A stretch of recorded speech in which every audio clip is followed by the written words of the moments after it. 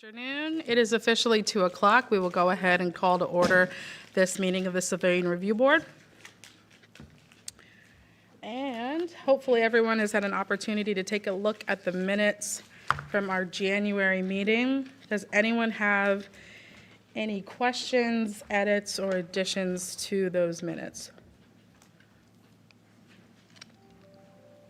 All right, seeing none, I'd entertain a motion to approve the minutes as they've been written. We've got a first. May I have a second? Second. All in favor of approving the minutes, please raise your hands. All right, minutes approved. Next, we turn to the Inspector General for an update. Well, good afternoon. Before everybody is a summary of the complaints, and since this is just the beginning of the year, it just tells you what the totals are that we've received for the month of January.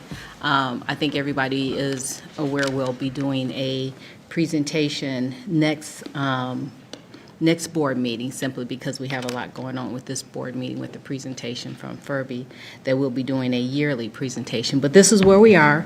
If anyone has any questions or anything, please just let me know, and I'll be glad to answer any questions that you have. Thank you. Does anyone have any questions for the Inspector General? Surprisingly, I've got a question. This is great. Thank you for this update. Looking forward to the report update next week or next month. One of the questions here is just if we can have, and I think this might be featured, an update at the report next month of the number of cases that have kind of been completed by CPD after the review that it's been handed over to them, and just kind of comparing where there was agreement, where there might have been disagreement. I'm just checking in. You plan to have that in the next update as well? I definitely do. When we do the yearly report for the board, we will have that information, because there are so many cases that we still have coming in. And then we also, when we were collecting our stats, identified some cases that we had not heard responses from. So we did send a memo out to the chief the beginning of this month to kind of say, hey, could you just kind of give us a status? So when we do our yearly report, we would like to be able to, again, tell the board where we are, and then maybe be able to provide some feedback as to the status of the cases we hadn't received any feedback from. Perfect. Thank you. You're so welcome. Any other questions for the Inspector General? Okay. Seeing none, I will turn it over to this afternoon's guest, Mr. Jeff Furby, who's here from the City Attorney's Office. Good afternoon, everyone. I'm Jeff Furby. I'm an assistant city attorney. I work for Zach Klein. I'm assigned as chief legal advisor for the Division of Police. I've been in that role for a long time, almost 20 years, I think. Before that, I was a civil litigator, where I handled lawsuits in federal court largely, and before that, I was a prosecutor. Alexis, you want to say hello? Yes. Hi, my name is Alexis Dorsey. I work with Jeff as assistant police legal advisor. I just came over from the county prosecutor's office. I was there for about 7 years prior to coming over here in October. And so over at the county's office, I started in juvenile, then went to grand jury, where I was reviewing cases and presenting those cases to the grand jury for indictment, and then went to trial staff with just regular trial staff, and then I did about 2.5 years with the Special Victims Unit, dealing with those cases, and then briefly going back to juvenile before coming over to the City Attorney's Office. So you'll be seeing both of us down the road. So a little bit about what we do. We basically function as in-house counsel with the Division of Police. We give 24/7 legal advice to the division and to division police officers. A big part of that is legal training as well. We do all legal in-service training and all recruit training. The recruits, we spend about 60 hours or so with each recruit class, primarily teaching arrest, search, and seizure, which is Fourth Amendment issues, which is mostly what we're going to talk about today. We do in-service with officers every year. Last year, we spent 5 hours with every officer. It takes about 50 to 60 classes done over and over to see every officer in person. And again, that's almost all arrest, search, and seizure, almost all Fourth Amendment stuff. again, what we're going to talk about today. The vast majority of questions we get from officers are arrest, search, and seizure or Fourth Amendment questions. And that's the vast majority of what we're going to talk about today. And I think probably, a huge percentage of complaints or, for lack of a better phrase, negative police-citizen interactions relate to Fourth Amendment issues. So that's what we'll talk about. As I go along today, feel free to ask questions. I have a script I'm going to follow. I wasn't sure how much you'd have questions, so I wanted to make sure we used our time. But also, if you want to stop me and ask questions at any point or ask Alexis questions, feel free to do that. We're here to try to, explain some of these issues as they relate to the police. So what do I plan on talking about today? I want you to understand how CPD officers are trained legally. I want you to understand what are the current issues or trends with arrest, search, and seizure. We're going to talk about relevant newer case law. So that's what we're going to try to do today. And Ms. Burns has also sent me some issues she wanted us to speak about specifically. They're mostly tied into the stuff we were going to cover anyway, so I think we can weave those in. If I forget something, feel free to tell me that. A couple of things as I start this, and I say this to every group I talk to. Being a police officer is difficult. I think being a good police officer is very hard. We expect officers to know a lot of law, and to apply it quickly in stressful situations. It's not an excuse for our officers. It's not an excuse for bad behavior, violating policy or the law, but it is the reality that we expect them to know more and more legal issues and know them quickly. So I always try to stress that. I've given you a number of handouts. There's an outline for today that's about 10 pages long. I'm not going to talk about every bit of that, but I wanted it in front of you. I've also supplied you 2 of our legal updates. Ms. Burns had asked that I bring those. It kind of shows what we send out to officers. We do legal updates.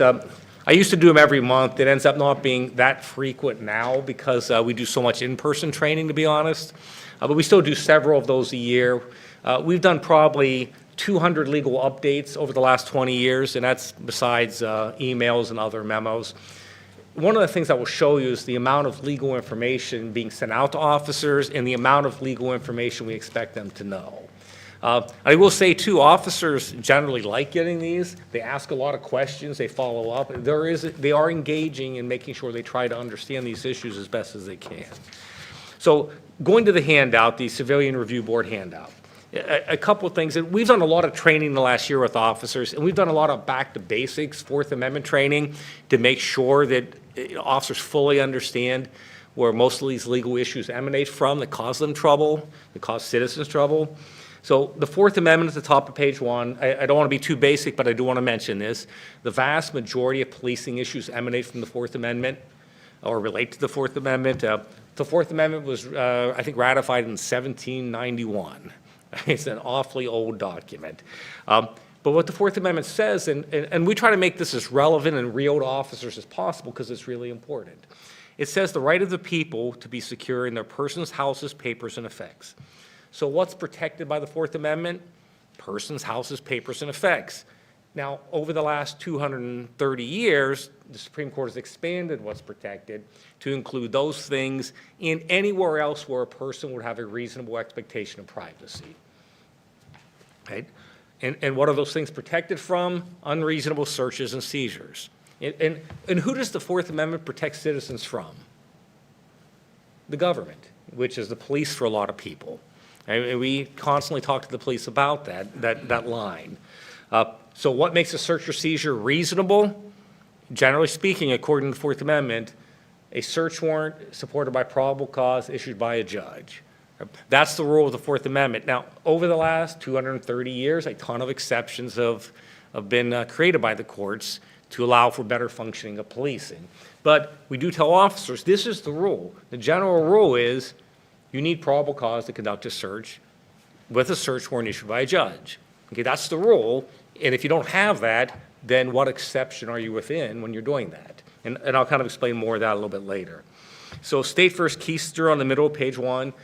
when we talk about street-level policing, and obviously a lot of issues between citizens and police relate to street-level policing, those interactions at street level, a lot of the times the first 30 or 60 seconds of that interaction are where we get trouble from.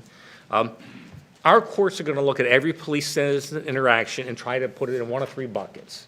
It's either a consensual contact, okay, meaning the person's free to go, they're not seized under the Fourth Amendment. It's a Terry stop or investigative detention, meaning they are briefly seized based on reasonable suspicion, or it's an arrest supported by probable cause. It's always one of those three things. So when we look at something, as attorneys for the division, if we're looking at an incident, we're thinking, okay, what bucket is it in, and did they do it the right way? Did they do it the way you're supposed to do it in that bucket, basically? That's how we look at every interaction between an officer and a citizen. And the first one of those is consensual contacts or consensual encounters. And what you'll hear us say is consensual contacts are those interactions where the Fourth Amendment does not apply because the officer is not seizing the person. The person has to feel free to go, or a reasonable person in their position has to feel free to go for it to be a consensual encounter. State v. Ivory in the middle of page 1 is a new CPD case. It's from late 2023, so just in the last few months. It's a new CPD consensual encounter case from the 10th District Court of Appeals, which is the appeals court for Franklin County. This is a good case. It lays out the rules of consensual encounters, talks about how they work. And I can tell you right now, there are some citizens who do not enjoy consensual encounters, even when the officer is acting within the law. All right? Consensual encounters are not Fourth Amendment seizures. Officers are allowed to approach people, ask them questions, ask for their identification, ask them what they're doing. They could ask for consent to pat them down or search, as long as that person is free to go. As long as the officer doesn't send a message to that person, they have to comply. All right? So, like I said, this was a CPD consensual encounter case, and this was a case where the Court of Appeals believed the officer was too aggressive during the consensual encounter, and based on how they treated the person, turned it into a Terry stop or an investigative detention. We put this case out. It should be in I think the legal update from December you have. We put this case out to officers. We give them all the facts. We give them the law. We point out the critical issues in the case, and we generally try to make some practical suggestions of how to now deal with this decision and do better policing. Consensual contacts or consensual encounters happen every day. It's officers talking to people. However, there are times that officers are having a consensual encounter because they don't have enough to detain, but they're trying to gather more facts to see if they can get to enough to detain. That's the reality of policing. The U.S. Supreme Court has validated consensual encounters as a valid police tactic. Essentially what the Supreme Court says is, as long as that person's free to go, it's consensual, and here are the kind of things we think you shouldn't do that would make a person feel detained. And as long as you kind of stay within those parameters, it's a consensual encounter. This CPD case here, the officer interacted with the guy, asked him a lot of questions, and the guy made it crystal clear he did not want to talk to the officer. He kept walking away, kind of waving off the officer, so the officer kept following him and asking him questions. The officer's take on it was, well, he knew he was free to go. He kept walking away and telling me to get lost, basically. So there was nothing wrong with me continuing to walk behind him and ask questions. Our court said, well, at some point, you have to let him walk away.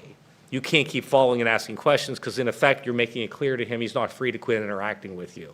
So the Court of Appeals said at some point as he walked behind him and asked him questions, it became a detention. It was no longer consensual in nature, that he should have just let him walk away freely at some point instead of following him. So we put this out to officers. We've had a lot of discussions of training about the fact that if someone makes it clear they don't want to talk to you, that interaction needs to end at that point, unless you have enough to detain them at that point.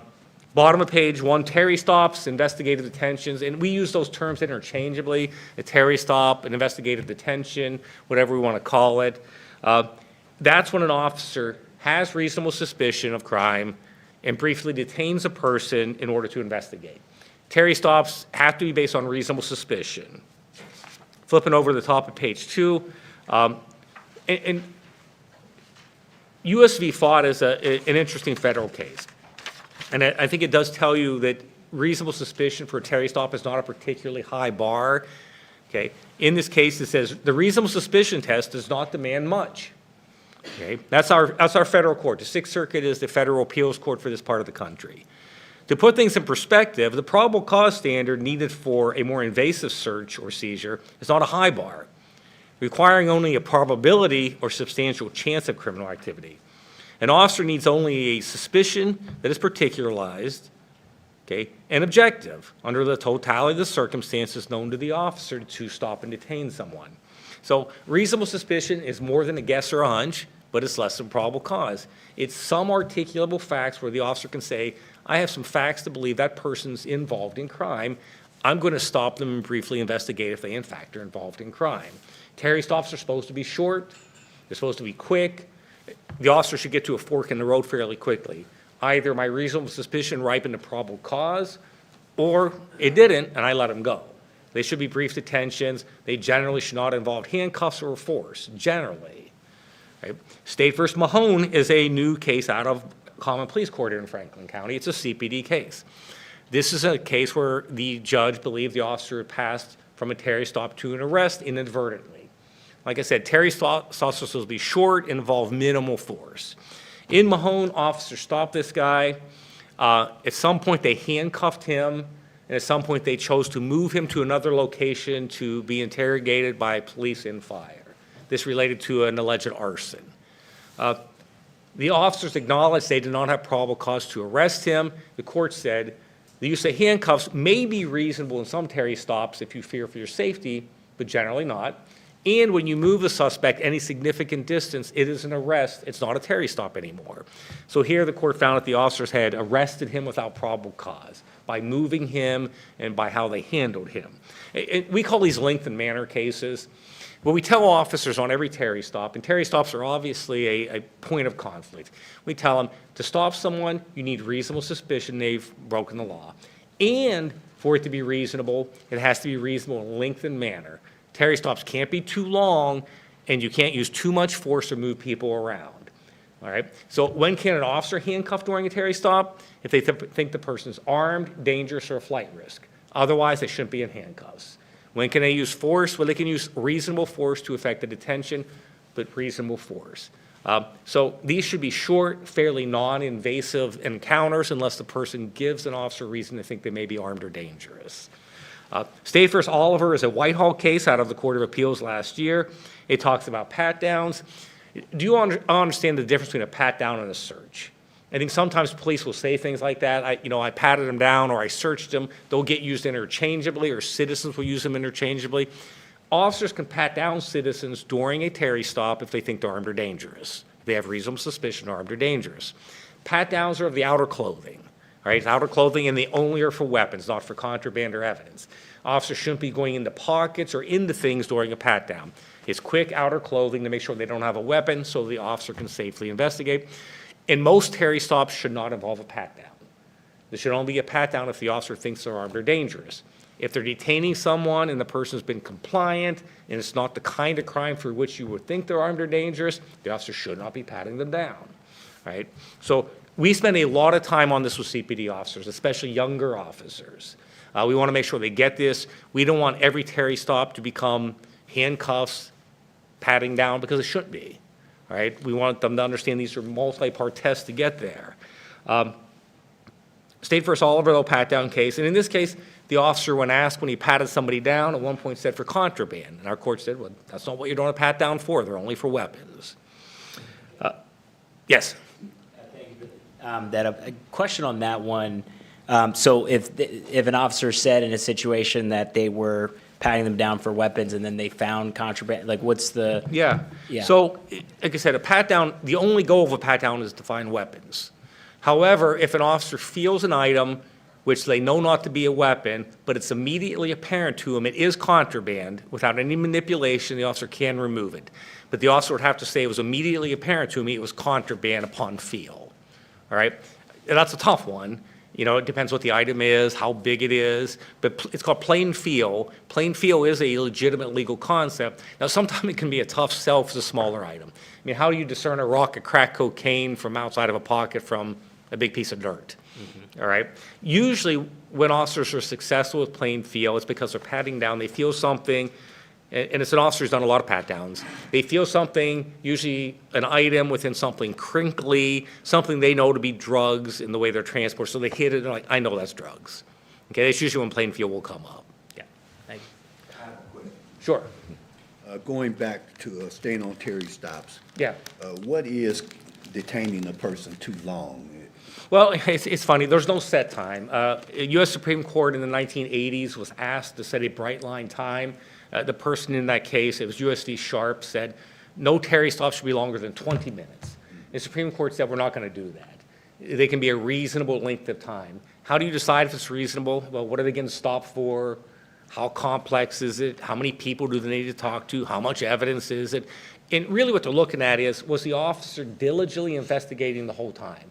When the officer gets to the end of what they can diligently investigate, if they don't have probable cause, they got to let them go. Okay. Most Terry stops are short, okay? Now, we have had some validated that are up to an hour long, depending on the amount of evidence, witnesses, and such things, all right? But generally, they're a lot shorter than that. So what you want to look at is, was the officer diligently trying to figure out if they had probable cause? And once they got to the end of what they could investigate, if they didn't have probable cause, did they let them go? Okay, like I said, they get to that fork in the road pretty quickly, usually.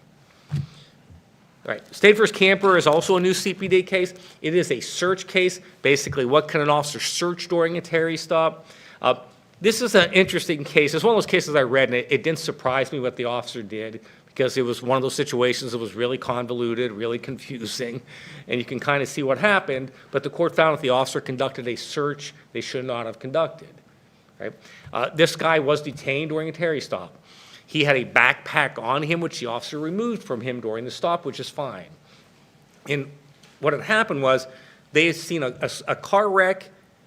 The car that wrecked stops. This guy walks up to the car window, and the driver of the car hands him a backpack out the window. And this guy walks away with the backpack. So the officer confronts him as they're trying to detain the driver from the accident. He confronts this guy and says, hey, give me that backpack. And the guy says no, and eventually he takes the backpack from him, and the officer holding it says, I can smell the weed inside of it, right? He says, how did you get this? And he goes, well, my friend gave it to me from the car to hold it for him. Okay? The officer then proceeds to search the bag and finds contraband, and I don't remember what else he finds in it, but illegal stuff in the bag. And the officer, in prosecution, argued that he was allowed to search that bag because the guy had abandoned it when he handed it off out the window. And court came back and said, well, he didn't abandon it. He handed it to a friend to hold it. It's not like he threw it out into the grass. That's not abandonment. Prosecution also argued, well, it was a search incident to arrest. Well, the court said, well, the guy wasn't under arrest yet. He's being detained. And then the officer said, well, it's an exigent circumstance. There could have been a weapon or something in the bag. The court said, well, it's not an emergency once you've taken it off the guy. You should have got a search warrant. So they ended up suppressing everything found in the bag. And like I said, we expect officers to know a lot. You know, that's a lot for the officer to think through at that time. You know, what's the basis for me looking in the bag? You know, and prosecution argued all of those were valid reasons, and the court shut them all down and said, look, once you took the bag off the guy, yes, you had probable cause to search it because of the strong odor of raw marijuana coming from it, but you needed a search warrant. You didn't have any other reason to search it.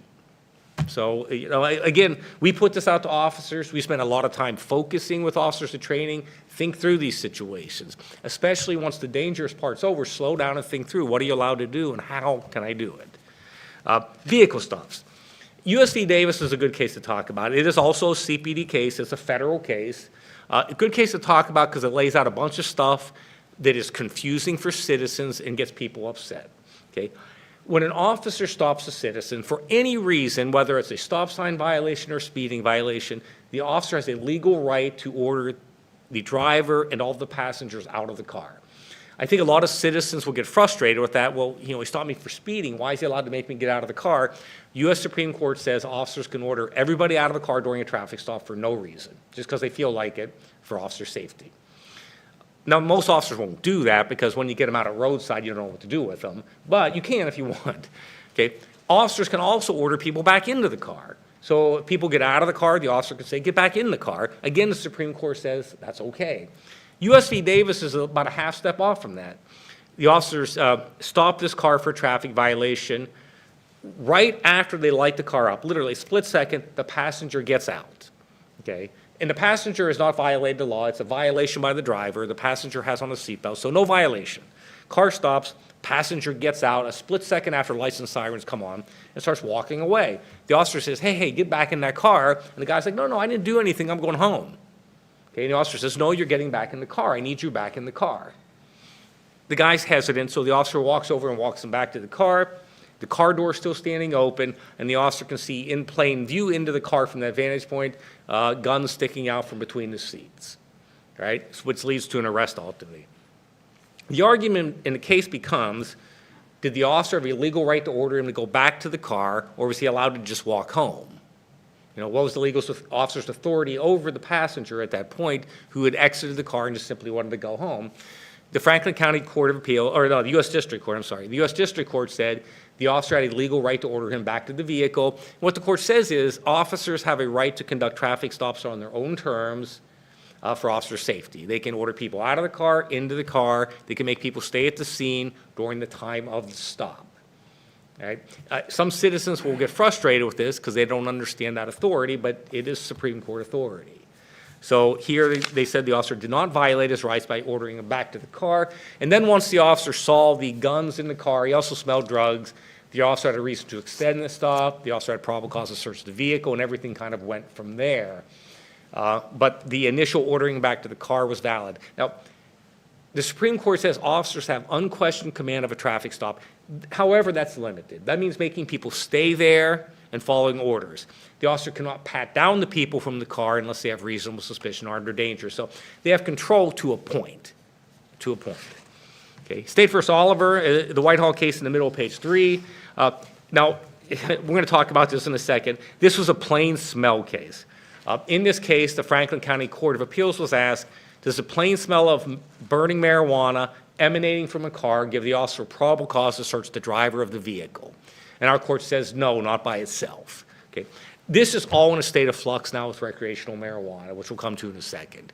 We're going to spend the next year or two trying to figure out the parameters there. We're going to have to see what the courts do with it. So I'll come back to that in a second.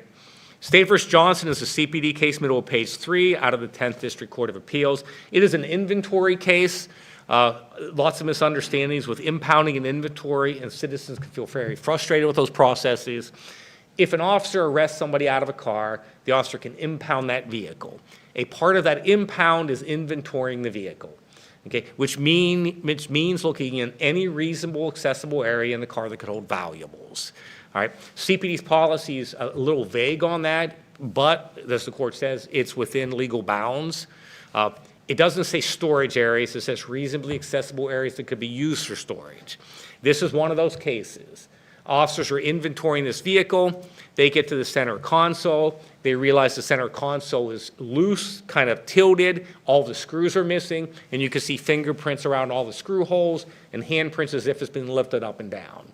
So the officer says, I lifted it up to look to make sure they didn't have valuables in there. And why do we inventory vehicles? To account for the valuables in the car so the person doesn't lose their stuff and so they don't make claims against us saying we lost or stole their stuff. All right, so the officer said, I thought there could be valuables under there, so I lifted it up. What did he find? A bunch of drugs, okay? He found a bunch of drugs under it. Mr. Johnson moved to suppress and said, that's not an inventory, okay? That's not a storage area. Our court said, well, it may not be a storage area, but the officer reasonably thought there could be valuables stored there, so he was allowed to look. So the court signs off on a pretty wide-ranging inventory here in Franklin County. Right? And another thing with this case, and it's kind of a funny case when you watch the body cameras, the officers were certainly hoping they found contraband. And they were saying that on their body cameras. And they celebrated a bit too much when they did. All right? And after they found all the contraband under their center console, that then gave them probable cause to fully search the vehicle, which they did. They got to the dashboard, realized the dash was pretty loose. So they pulled it pretty hard, it came off, and there were a bunch of drugs under that too, right? And once again, the court found that that was also a legal search. So, go ahead, I'm sorry. Yeah, no, this is great. Is there, I guess kind of the, it seems like in those situations, yes, we're doing inventory of valuables, but maybe oftentimes this can also happen, you see contraband. I mean, what is the limitation? I mean. But it's funny, this court sets really wide parameters on it. And as long as it's an area the officer reasonably thinks could be used for storage of valuables that can be looked in. And what the court really, the line is, you can't break stuff. You can't cut up the carpeting. You can't look under the hood, in the trunk, or you can't look in the trunk, not under the hood, in the gas tank. You can't cut up the carpeting, cut the seats. But if an area's been disassembled in a way that it appears storage has been there, you can look. And officers are used to that. There's certain parts of the car people will take apart to hide things. You know, the center console being one of them, the parts of the dashboard. And usually officers will push on it to see if it's loose, or they'll look to see if all the screws have been removed. Okay. And here, the center console had every indication it had been taken apart many times and removed. And in fact, the officer kind of hit it hard, and it just fell off. Got it. You know, and it was funny when it said I tapped and it fell off. You know, I immediately looked at the body camera. I'm like, no, it did. So, and there were there was a reasonable belief that there were valuables there. You know, officers find valuables in cars in a lot of weird places, to be perfectly honest. People store money in their in the guide to the car. You know, so they'll like do that to make sure they don't leave $100 in the car. Got it. So, yeah, a pretty wide-ranging policy, though. Okay. And generally what the court will say is as long as you're within your policy, it is legally reasonable in the Fourth Amendment. Okay. Thanks. So permitless carry-in stops and recreational marijuana. These are two big things for law enforcement that I think you're going to see play out over the next couple of years. They're going to impact how law enforcement deals with people during street-level Terry stops and during traffic stops. Permitless carry went into effect in June of 2022. And what it says is any qualified adult in Ohio, any qualified adult can carry a concealed handgun as long as they're not in a prohibited place. Right? It really flips the entire law. It used to be in Ohio, the presumption was you were not allowed to carry a handgun unless you got a permit. Now the presumption is you're allowed to carry a handgun unless you have a disqualifying incident or offense. The difficulty with it is, it used to be when an officer stopped somebody, especially during a traffic stop, they will have run them on leads, and they would have seen they had a permit for the gun, which means they were trained, had a permit, and didn't have a criminal record preventing them from having the gun. So the officer had a lot of predictability with those stops. Now, you're not going to know that. Because you don't have to get a permit, you're not going to know that. You're not going to know enough about their criminal history, you're not going to know anything, and they're not going to have the training on how to act. So you're going to have more uncertainty in these stops is what you're going to have. And that's a fact, and we've seen that already at CPD where we've had some situations where there's confusion. The other part of this law that makes it more difficult, under prior law, if someone was carrying a concealed handgun, they had to proactively tell the officer upon contact, I have a permit, I have a gun. Again, that would make it a more predictable situation where everybody knew what was going on. They've removed that requirement, okay? However, and we've went right to this with training, so you know, if the officer asks these people if they have to have a gun, they have to tell the truth. So we've told officers during every single stop, one of the first things out of your mouth should be, do you have a gun, do you have a firearm on your person or in your car now? They have to tell the truth if they're asked. They don't have to proactively announce, but they got to tell the truth. So you should see that showing up all the time in stops now to try to deal with this issue. It's still hard because an officer is going to stop somebody. They're not going to know much about their criminal history or not enough, so you're not going to know if they're a disqualified adult. You may not know at all, or it might take a while to figure it out. And the list of disqualifiers is long. There's many, many disqualifiers that an officer will have some trouble navigating during these kind of stops because these kind of stops are short. So it makes it more difficult to know if someone should legally be carrying a gun, to be honest with you. So we've been trying to keep an eye on those, and we keep talking about them in training as we see incidents. Recreational marijuana, you know, I don't know how this is going to play out over the next couple of years. It makes it legal in Ohio to grow, carry, possess certain amounts of marijuana, okay? You can have 2.5 ounces of adult use cannabis in any form except adult use extract. You can have 15 grams of adult use cannabis in the form of adult use extract if you're 21 years or older, okay? So it used to be if an officer stopped somebody and smelled raw marijuana in their car, you had probable cause to search the car because that's illegal. Now we don't know because you are allowed to transport a certain amount of raw marijuana in your vehicle now. So it does change a lot of this. Now, how much we don't know because marijuana is still illegal under federal law. All right, so there's that. Also, you're not allowed to smoke marijuana in your car. No one's allowed to smoke marijuana in the car, so if it's burning marijuana, that still is illegal in a vehicle. So, but we don't know how this is going to play out. We don't know how it's going to affect the ability to search vehicles or search people. We just don't know at this point. We've looked at the other states that have regulated marijuana or recreational marijuana, and they're kind of all over the place, to be honest with you. So we're going to have to kind of take this step by step on how it impacts officers. Yes. Do you have any insights on what, you talk about other states, like insights on maybe best practices or policies from police departments in these situations? Yeah, we're working through that now. We have a training, in fact, next month with our K-9 unit, because this impacts the use of K-9s on vehicles. We're sorting through that now. We're trying to take it one step at a time, to be honest, for a lot of reasons. One, because we don't know for sure. In like some states, I want to say Colorado, they've simply said that odor marijuana no longer gives you probable cause to do a search. Other states have not went that way. So there's a certain lack of predictability. Here's the problem. Got it. So, and we also, there's been a lot of talk that the feds will at some point legalize marijuana. I don't know if that will happen or not. That would make this a little simpler, to be honest with you. The legislature in Ohio keeps talking about making some changes to this, but they have done nothing at this point. So we're still kind of in limbo on some of these issues. We have told officers, and you can see that in the legal update, I believe. We've told officers that searches or detentions based on marijuana should be based more now on the totality of the circumstances, not odor alone, because we think the courts will probably move more in that direction over the next year or two. So we're trying to get officers more conditioned to that being a factor, but not the sole factor supporting a search or detention. Got it, thank you. So, but again, though, my guess is we're going to be putting out legal updates every few months saying, oh, here we are now. Yep. So homegrown marijuana is legal now. You can, one individual can grow 6 plants in their house. If they're 2 adults, they can grow 12 plants. 12 plants is the cap, though. So 12 plants, it has to be hidden from public view. There are limitations around kids. And bear in mind, you're not allowed to smoke marijuana in a car or in a public place.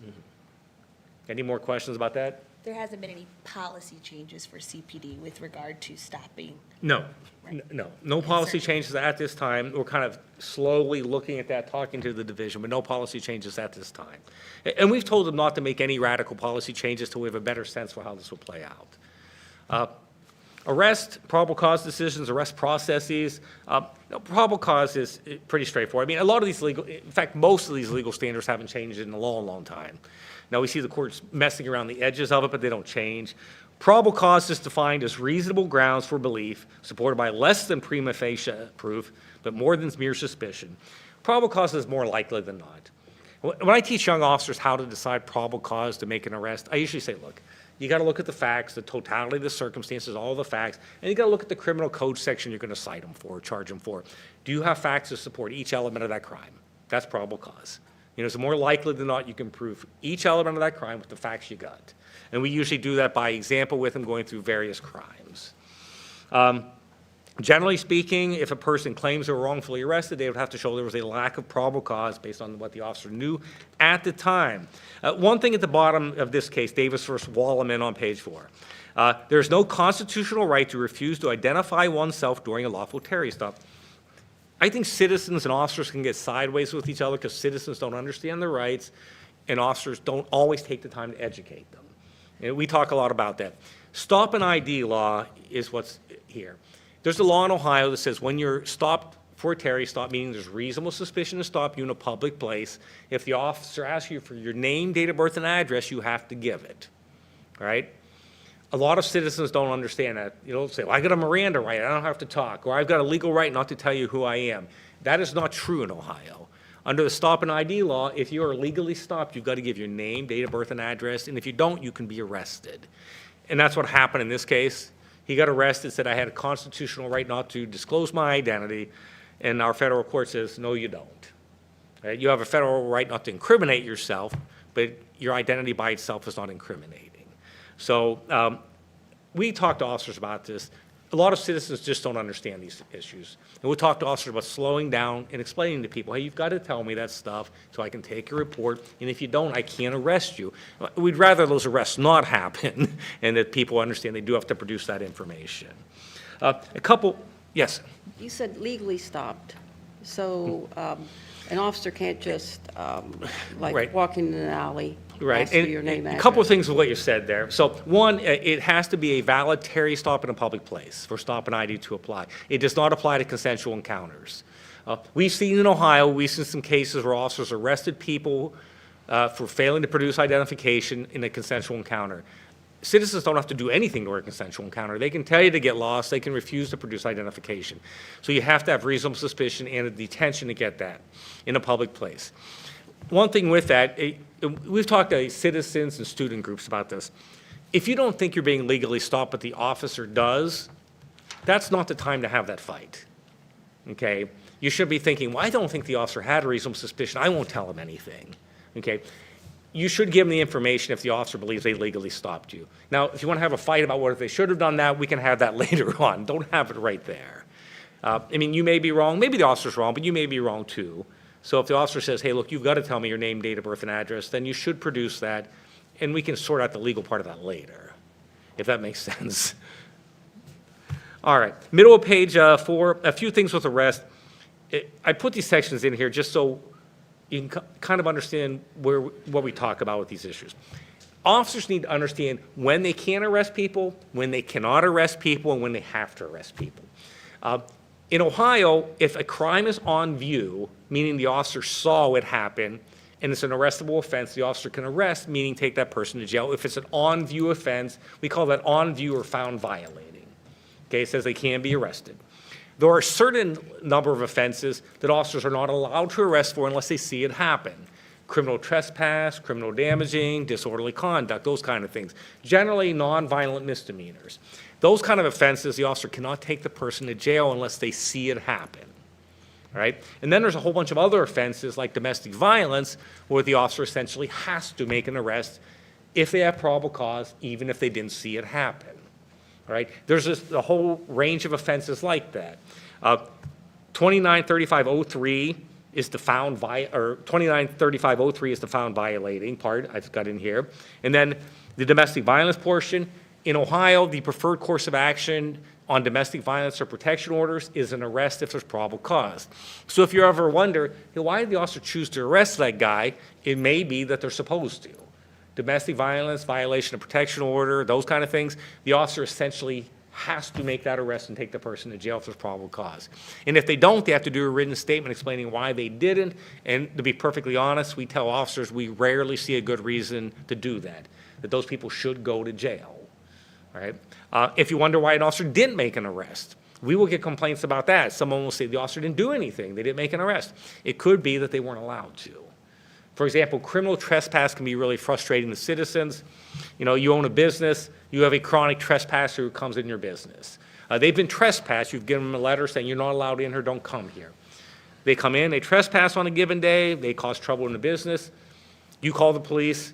It will take the police a little while to get there sometimes because trespass is not a high priority run. The officer gets there in a half an hour. Where's the trespasser? They're gone. So the officer goes down the street and talks to them, goes back to the business and says, hey, I can't take him to jail. I didn't see it happen. Okay, and that will be a frustrating thing. And the feeling the citizen will get is the officer didn't do anything. So bear that in mind. There are rules for when they can and can't arrest and when they have to arrest. If you ever have questions, you need to look at these statutes. The new strangulation or suffocation statute went into effect back in April. It essentially made any strangulation or suffocation a felony in Ohio. So it basically took 400 misdemeanors or 400 cases that were misdemeanors a year ago and made them all felonies now. So any strangulation or suffocation, which is defined as any act that impedes the normal breathing or circulation of the blood by applying pressure to the throat or neck or by covering the nose or mouth, is suffocation or strangulation. These would have been misdemeanors a year ago. Now these are felonies in Ohio. Right? It was a change for us. Like I said, first of all, it was just a whole lot more felonies, which means a lot of things.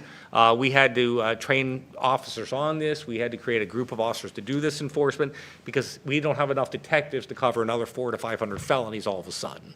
So patrol officers were trained to handle these cases. And this whole system is still playing out as we try to figure these out. So these are all going to the county prosecutor now. Any questions about the strangulation or suffocation? It is, yes? Filing the strangulations as felonious assaults before? Sometimes. I would say not that often, but sometimes. most, what we're seeing is, I hate to say it, this, we've been minor strangulations were filed as misdemeanors. So unless there was significant, meaning serious physical harm, they were getting filed as misdemeanors. So unless the person was passing out or being taken to the emergency room, they were being filed as misdemeanors, which meant about 95% of the time, probably. So now they're all going over as They're all going over as felonies. felonies. And what level of felony depends on level of harm and if it's a household or family member or not. So it's an F4 all the way up to an F2. So it kind of depends on the level of harm and who it is. There are a lot of domestic violence strangulation cases. So those are resulting in arrest on a felony, higher bonds, all that kind of stuff. So if you see that, that's why that's happening. Top of page 5, another new CPD case. This is a search incident to arrest. When an officer arrests somebody, they can search that person, everything within their immediate control and everything on them. It is a full-scale search of everything, if you see that. Use of force. A couple of things with use of force. Cunningham versus Packard is a new federal case.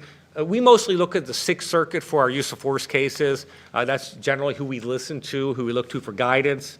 And Packard is like 1,000 other cases. It walks through the Graham versus Connor standard in the middle of page 5. The Graham versus Connor standard has regulated use of force in America since 1989. What's the Graham versus Connor standard? Whenever there's a use of force, we're going to look at 4 factors. What was the crime at issue of the use of force, meaning was it serious or not? Was the person actively resisting arrest? And the critical word is actively resisting arrest. Were they evading arrest? And were they a danger to the officer or others? And we're going to balance that out and say, was it a good use of force? Was it a reasonable use of force under the Fourth Amendment? Looking at those 4 factors. The more serious the crime, you would think more force, okay? Not always true. You could have someone getting arrested for a really serious crime who's fully compliant. That's going to be no force. Occasionally you have people arrested for pretty minor crimes like an M4, and they all of a sudden actively resist. You'll have more force. We balance it, though, and look at those 4 factors in deciding if a use of force is reasonable under the Fourth Amendment. That is in every use of force policy in the country. It's in ours. Right? It's in 201. And a couple of things in this case. The right to arrest carries with it the right to use some degree of physical coercion. The critical phrase is active resistance. And generally speaking, there's a case in here that says it's pretty straightforward. If there's active resistance, force is reasonable. Some force is reasonable. If there's not active resistance, generally force is not reasonable. That's kind of the dichotomy. What is active resistance? We know the classic active resistance, pulling away, hitting, fighting, that's active resistance. It also could be threatening, or it could be them doing something that's dangerous. But generally speaking, one thing I try to tell officers, if what a person is doing is not dangerous to you, it's probably not active resistance. So is it dangerous to you as an officer during the arrest process? If it is, it's probably active resistance. 99% of active resistance is the classic pulling away, hitting, kicking. You do get occasionally where someone's non-compliant and their non-compliance is dangerous. You know, for example, they won't show their hands and you have reasonable suspicion they have a weapon. They're being passive perhaps, but that passivity in that circumstance is dangerous. Generally speaking, though, if a person is just simply being non-compliant and it's not dangerous, that's not active resistance, and that should not involve use of force. So again, we wrestle around with the whole active resistance thing a lot. Ms. Burns had asked about taser use, to talk about that. A couple of things with taser, mace, pepper spray, all those things. The Division of Police divides them up by level of force. Have you seen the division level of forces? It's a level of force. It goes from level 0 up to level 8. It categorizes type of force by level. Use of mace is a level 2 use of force. Use of taser is a level 3 use of force. So the division rates a taser as a higher level of force than mace. Striking is a little bit higher than that. So they categorize them that way. Willard, do I have them right more or less? Sir, I can remember. Okay. So 0 and 8. So yeah, so here's the thing. So the courts don't do it that way. The courts are going to look and say, was the person actively resisting? Yes.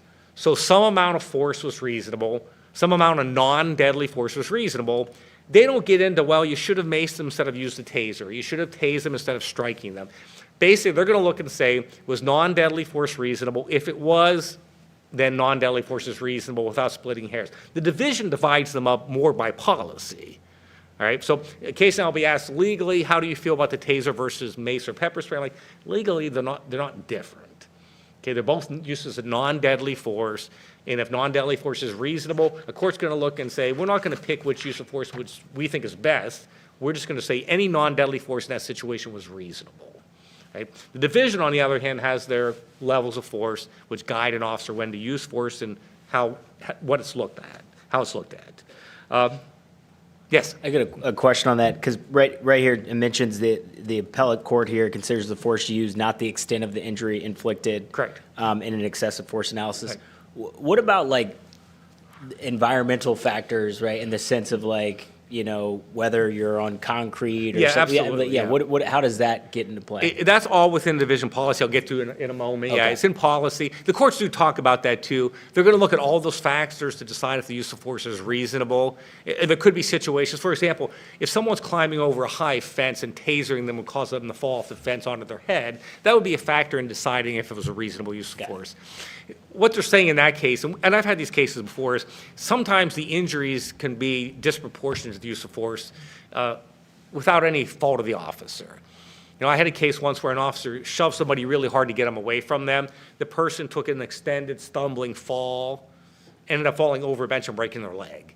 It was an unforeseen consequence of the shove. So on that, the use of force was perfectly reasonable. The person had a significant injury, and we thought the use of force is still reasonable at that point, even though you had this surprising injury as a result of it. So, it's a balancing, but the court's going to look at all those factors. Okay. And I'll get to the policy here in a second, which really looks at that.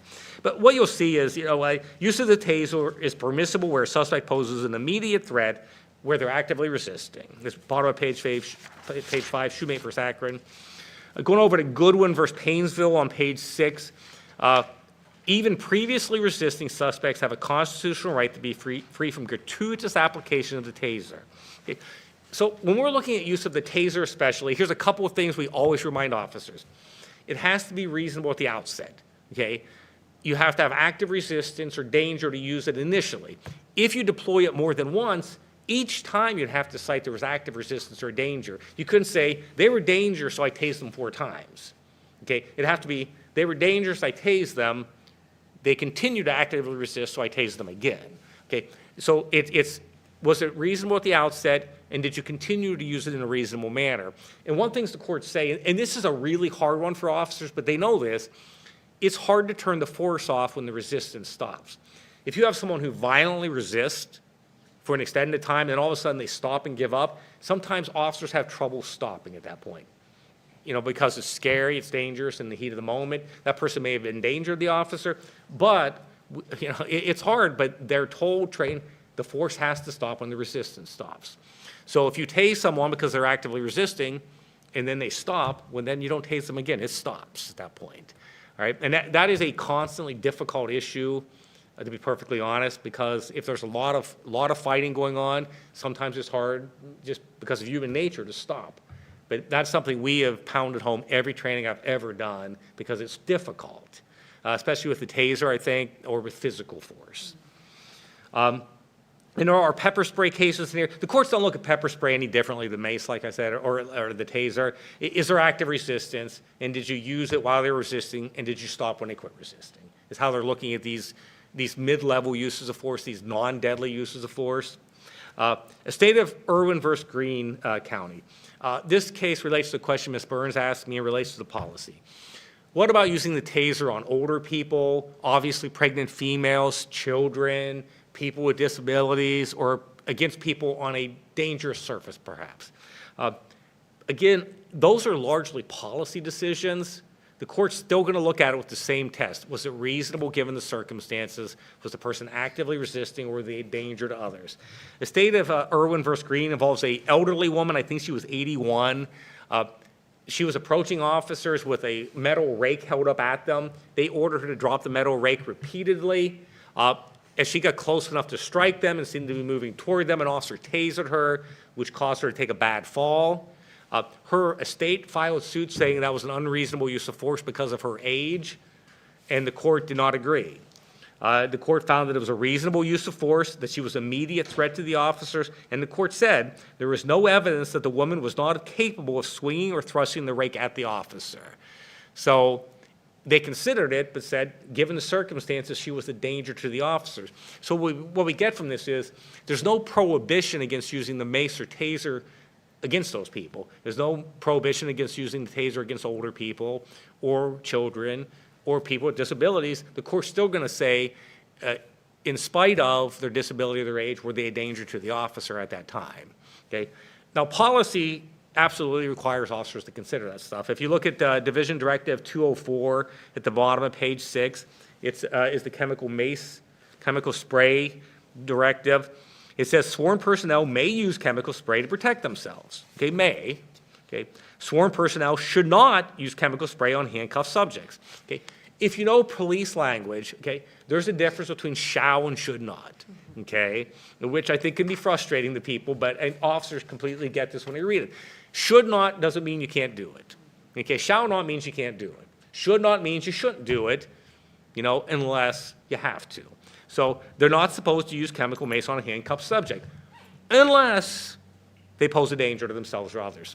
We do have occasions when people are in the back of cruisers, they are handcuffed in the back of the cruiser, and they start kicking out the window, they start banging their head against the screen, or they start spitting through the screen onto the officers.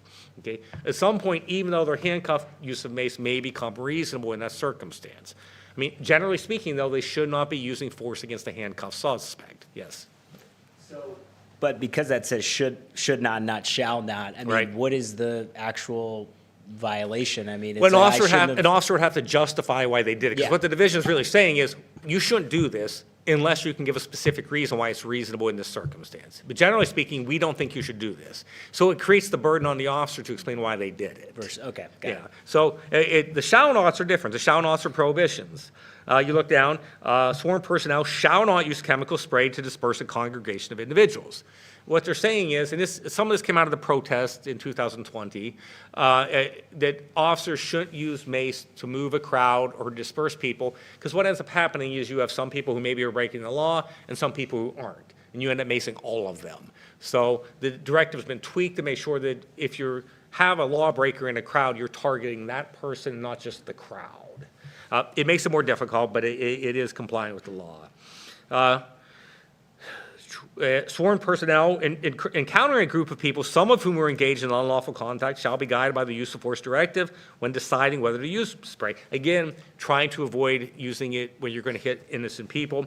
If chemical spray is used, it shall be directed to the persons participating in the violent conduct. So making it more of a requirement that when you use mace, you're only targeting someone who you have probable cause to arrest, as opposed to just people near them. Moving over to the top of page 7, this is the taser directive. Again, you get the should not, shall not language. Sworn personnel should not use an intermediate weapon on a handcuffed subject. Again, no intermediate weapon should ever be used on a handcuffed suspect unless you can explain why they're still dangerous even though they're already restrained. Sworn personnel should not target the head, face, neck, or groin with a taser probe. Okay? So the only time you should do that is if it's an exigent circumstance, meaning you just can't help it. Okay? Sworn personnel should not intentionally target the chest area above the sternum when using the taser in probe mode. Again, it's not an explicit prohibition, but you're not supposed to do that unless you have no other choice. Sworn personnel may target the neck or groin with the taser in drive stun mode, meaning not with the probes, because it's less dangerous. Sworn personnel shall consider training in the following when deciding whether to use the taser: the subject's age, their weight, their obvious physical disabilities, okay, subjects who are in a position where a fall may cause substantial injury or death, or mental illness. So what they're saying is, you're not prohibited, but those are times when you should consider whether to use it, and you shouldn't use it if there's a danger associated with those if you have other choices. Sworn personnel should not use a taser in drive stun mode for pain compliance if it is likely to be ineffective due to intoxication or to signs or symptoms of mental illness. Taser International will tell you the taser does not work on people with a mind-body disconnect. That's what they call it, a mind-body disconnect, which could be intoxication, mental illness. So if you use it in drive stun mode with someone who's mentally ill and it doesn't work, you should quit using it. Okay, there have been cases from around the country where officers did use it in drive stun mode repeatedly and the person died. So basically, if it doesn't work on someone and you have reason to believe they're mentally ill or intoxicated, you should use something else. at that time. You shouldn't use the taser again. Should not use a taser on small children, infirm, or elderly individuals, obviously pregnant females, or subjects who are in control of a motor vehicle. Again, it's a should not. Officers are trained not to do that unless there's simply no other choice. Shall not use it if someone's exposed to flammables because it will catch them on fire. Shall not use a taser on a fleeing subject who has committed only a minor misdemeanor. So this was a policy choice made years ago. What we found was, people would flee from a minor misdemeanor, like a jaywalking. They would run. That does become an arrestable offense when they flee, but the division said, we don't want you to use the taser on those people, even though they are committing an arrestable offense in fleeing, because what we found is the amount of injury occasioned by that is not worth the use of the force. Right, so they just simply said, if your probable cause initially was that minor misdemeanor, we don't want you to tase them, even if they committed an arrestable by running. It's just not worth it to us. And a phrase that gets used in policing a lot, the juice is not worth the squeeze. We were hurting people who were running from a jaywalking stop. And, some officers would argue, well, if they're running, they must have a good reason to run. They've got a gun, they've got a warrant. We weren't finding that. People ran, but who knows why, but there was no underlying obvious reason why they were running. Deadly force directives down here, not down here, it's in 201. Deadly force standard hasn't changed since the 1980s. Tennessee v. Garner is a deadly force standard. An officer has to have probable cause to believe that the suspect poses a threat of serious physical harm either to the officer or others to use deadly force. Straightforward, probable cause is the standard. The CPD directive has a bunch of different things in it that regulate the use of deadly force. You have to give warning when you reasonably can do so. You shouldn't shoot at moving vehicles when you reasonably can get out of the way of them. There are a bunch of different limitations on it, but it is generally, it tracks the probable cause standard. Over on the top of page 8, I'm going to run out of time here in a few minutes, I can see. Warrantless arrest. Home entries are obviously a font of constitutional arguments for police departments. When can officers enter a house? When they got consent, an arrest warrant, a search warrant, or an exigent circumstance. If they don't have one of those 4 things, they should not be going in a house, all right? Even if they have probable cause to make an arrest, they should not go in the house unless they have probable cause and a warrant or an exigent circumstance. So we tell officers you ought to have a menu in your head when you're at the door of a house. You should be thinking, okay, what gets me in the door of a house? Search warrant, arrest warrant, probable cause, search warrant, arrest warrant, exigent circumstance, or consent. If you don't have those things, you shouldn't go in the house. And if you think, well, I got probable cause to believe they broke the law, I can file a charge, go get an arrest warrant then. At that point, you don't go in the house to get them without the warrant unless there's an emergency, which there generally is not. And this applies to everything. It could be probable cause to arrest for a felony. If it doesn't rise to the level of exigent circumstance, though, you're still getting that warrant to effect the arrest later. It's not a home entry. Home entries are difficult. They're difficult for everybody. They're upsetting. The Fourth Amendment protects the house like nothing else. And if you're an officer and you're standing at the door of the house looking in the screen door and you see the suspect for whom you have probable cause to arrest, it's hard to think, why can't I just walk 5 feet and get him? Why do I have to go get an arrest warrant? It will take 2 hours. We're going to have to guard the house. Why can't I just get him right now?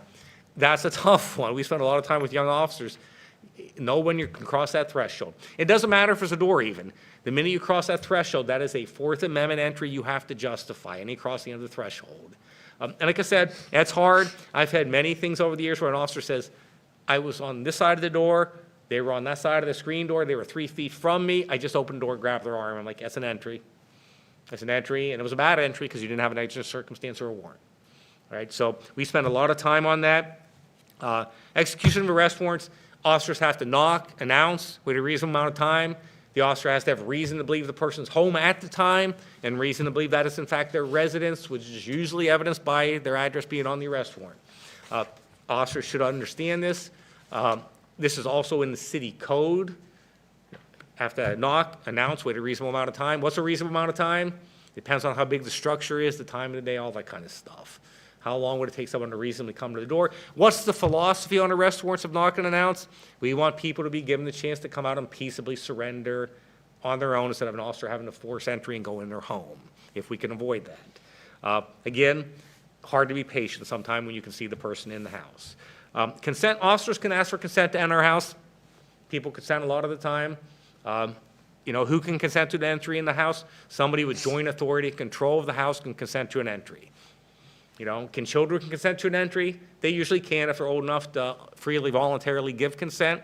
An older teenager could consent to the police entering your home.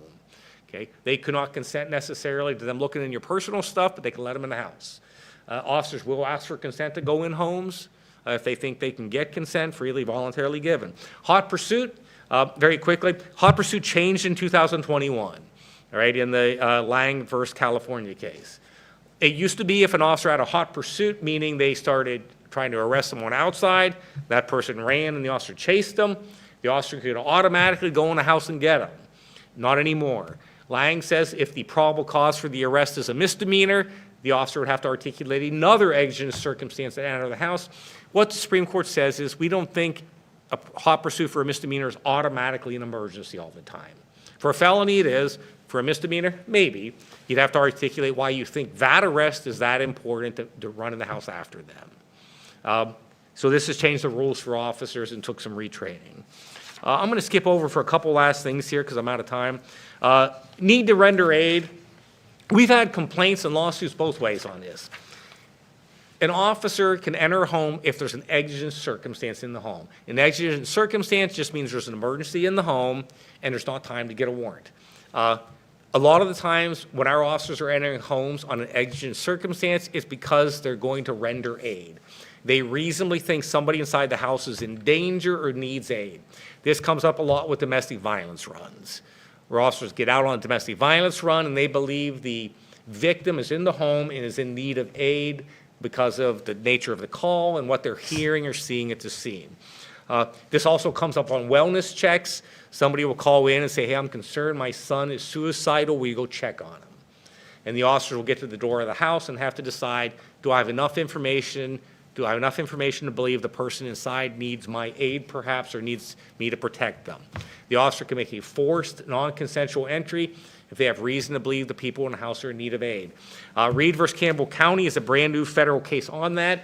It was a domestic violence run where the officer ultimately made a forced entry and the court said the officer did not have enough information in that case to do so. All right? So we talk about this a lot, and I will tell you flat out, I would tell officers, if you think you have reason to believe the people in the house need aid, err on the side of making the entry to check on them, because it's almost a half step off of policing. You're not entering for crime fighting, you're entering to help people and check on them. So if you think you have reason to enter to give aid, go ahead and make that entry. It's a limited entry, only to check on people. If you quickly figure out you're wrong, then you leave. But we do have these entries made pretty frequently. We've had people complain when we make the entries, okay? We've had people complain when we don't make the entries. We've had both, yes.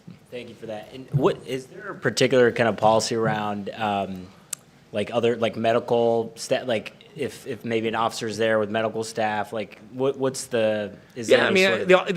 Again, as you know, there are 3 or 4 words that get used, phrases or words that get used all the time. That one is going to be totality of the circumstances. Based on the totality of the circumstances, does the officer have reason to believe someone needs aid? It could be talking to medical people. It could be talking to family members. It could be the nature of the call. It could be all kinds of stuff. Like I said, these come up a lot on DV runs, domestic violence runs, because, you have a female caller call in and says, my boyfriend's beating me up. There are signs of violence in the call. You get out there, boom, boom, boom, boom, boom. Nobody will answer the door. You go to the neighbors, so they're in there. They were fighting right before you guys pulled up. They're in there. Okay, he beats her up all the time. Would that give you reason to think she might need aid?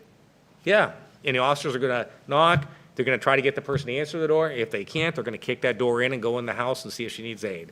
Okay, you're looking at the whole picture to decide if somebody inside needs aid or not. These entries are controversial both ways. Sometimes people get mad because the officer kicks the door in and does some damage kicking the door in. We've had times when officers didn't make the entry and we later on found that someone was seriously injured inside. So these are tough ones for the police. We talk about these a lot because they're hard. Search is instant to arrest. Once an officer is in a house and makes an arrest, they're allowed to do searches and sweeps in the house. U.S. v. Riley, the middle of page 9, is a new CPD case out of federal court. This involved an arrest on a domestic violence, where the officer did a protective sweep in the bedroom where the person was arrested and found guns in the closet, which were used against him to prosecute him for federal gun charges. He moved to suppress and said the officer should not have looked in the closet. And there were two officers sweeping, and they spent too long doing the sweep, and the federal court said they're allowed to spend, they should be quick, but they're allowed to spend a reasonable amount of time looking in any place that could hold a person at that point. And the closet was such a place. So it was a good sweep. So even though they weren't looking in that closet for guns, they saw the guns in plain view during a protective sweep and were allowed to use them against him in the federal gun case. So these sweep searches happen in houses. They can be upsetting to people. Finally, over on page 10, a couple of things Ms. Burns asked me to talk about. Miranda warnings. Citizens are always confused about their rights when it comes to Miranda warnings or these things. When does an officer have to give people Miranda warnings? Okay, when they're in custody and being interrogated, right? How often do you think CPD interrogates, how often do you think CPD reads suspects and their Miranda rights? How often? A lot, a little? How about hardly at all? Okay, and why is that? Because the vast majority of the time, people incriminate themselves before they're in custody. We only have to give people the Miranda warnings once they're in custody and being interrogated. A lot of people will interrogate themselves well before they're ever in custody. What will happen is, like on the domestic violence run, which I use as an example, and why do I use it as an example? Because it's a good one, and we had about 30,000 DV runs last year, so it's a constant, okay? Officer goes out, female half who's called is in the front yard. She's crying, disheveled, her eye is swollen, clearly been hit in the face. She points up, says, my boyfriend up on the porch beat me up. He punched me in the eye, we're living boyfriends, we have a child together. Okay, he throws his hands up. The officer says, hey, come on over here. Let's talk for a second. Let's separate and just chat and find out your side of the story. He's not in custody at that point. The officer says, what happened? Okay, he says, well, she says I hit her a bunch of times. I only hit her once. Okay, what do we got there? We have probable cause to arrest him at that point. Domestic violence is knowingly cause or attempt to cause physical harm to a household or family member. Do we have probable cause to believe he did that? And he's a household, yeah. So he's getting arrested at that point. He's incriminated himself, given us probable cause, without ever being in custody. So he's probably never going to be Mirandized in that situation because he was not interrogated while under custody. So that's why, I mean, a lot of citizens will say, you know, I got arrested by CPD, I didn't get Mirandized. We're like, well, okay, did they interrogate when you're in custody? Most citizens aren't going to understand what that means either. They think whenever an officer talks to them, that's custodial interrogation. It is not. Roadside questioning is not custodial interrogation. So if you get stopped for a traffic violation, they get up to your car window and they smell alcohol and start asking you questions. You've been drinking, where you been? That's not custodial interrogation because sitting in your car is not custody. A Terry stop is not custody. If an officer stops you at street level, it's typical at street level Terry stop, and they ask you some questions about what you're doing. That's not custody, so they don't have to Mirandize you. So the vast majority of police-citizen interactions aren't custody. That's why Miranda warnings aren't given. Usually if we're doing Miranda warnings, it's because the person has been arrested, taken to headquarters, and is being interrogated by a detective. That's usually when we're seeing Miranda warnings at CPD. It happens in the field some, just not a lot. Any questions about that? We get a lot of issues about Miranda warnings because citizens don't understand that issue. They don't understand their rights. There are some newer CPD cases here, a lot of litigation about Miranda warnings. The last case, US v. Jacobs, is a CPD case where our detective threatened somebody during a interrogation, and he threatened them with a search warrant. Jacobs is an interesting case out of our federal court. The officer had arrested this guy. He was in an interview room at headquarters of CPD across the street, and he was a suspect in a series of Walgreens robberies. And he had on the same clothes in the interview room that were on the video in the robberies. He had on a face mask, but he had on exactly the same clothes. And in fact, he had a giant food stain on the front of one of the shirts that was exactly what was in the video. And he told the detective, yeah, I don't know anything about any of that. I don't know. And the detective said, I'm going to go do a search warrant on your house. Okay, he lived with his dad. I'm going to do a search warrant on your dad's house. We're going to toss the whole house, and we're going to find those guns. And the guy then confesses.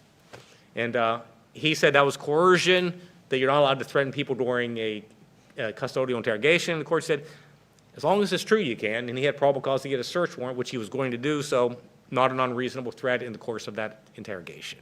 So we have a lot of case law on interrogations. It's a constant area of litigation.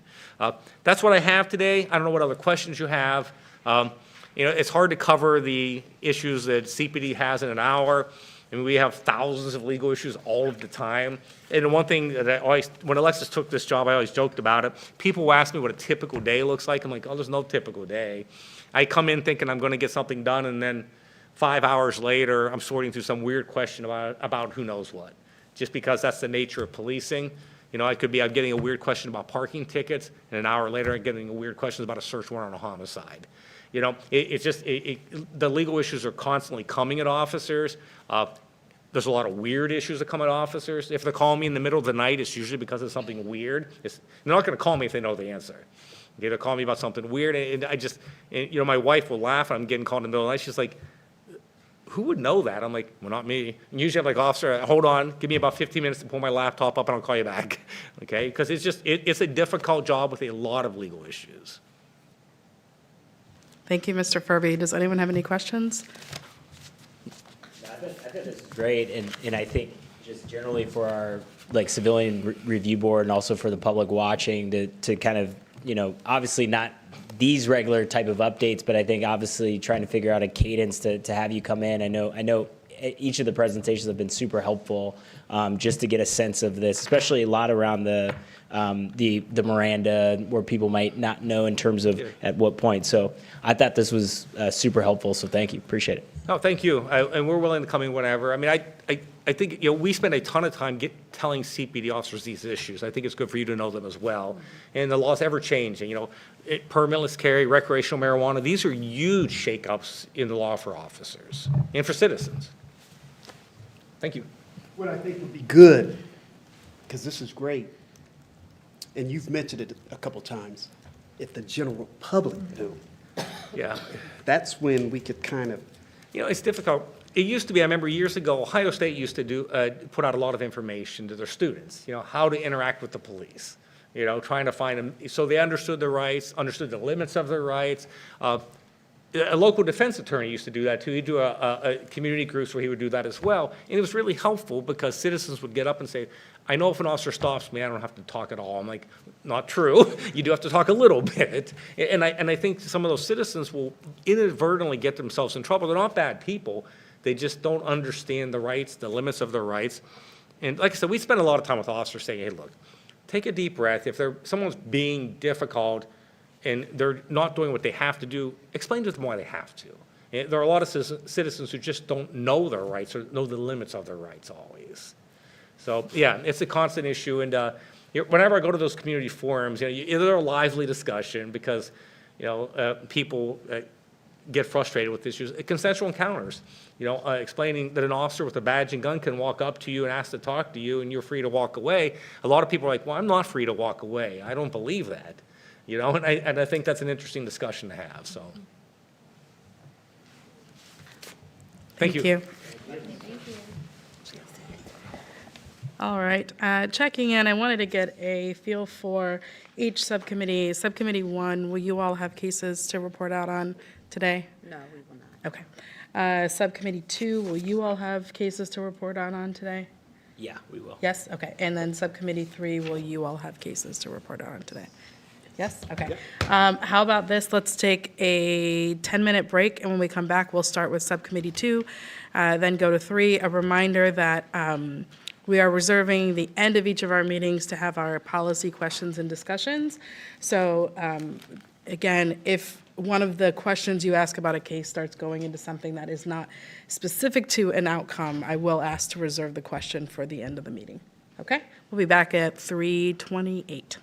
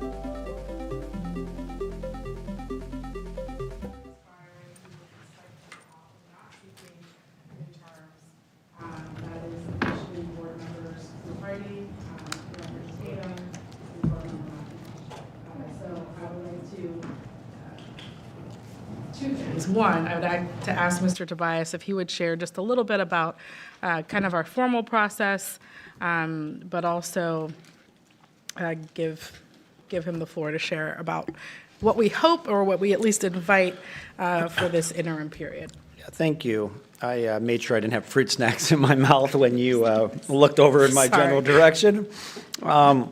So this will be the second time now that we're experiencing this. Last year was, because the initial terms were staggered. The first group of, I think, 6 was a 2-year term, And the second group of 5 was a 3-year term, and so we're in the group of 5 now.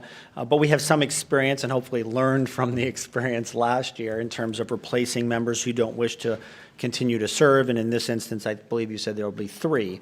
So we're in February. The terms are not up until, I believe, the end of April. And so there's room now for contacting the mayor's office and figuring out new appointments and getting that process rolling. The most applicable provision is in City Code, which is 235.01, which talks about the Civilian Police Review Board membership terms. And this is kind of what we looked back on last year.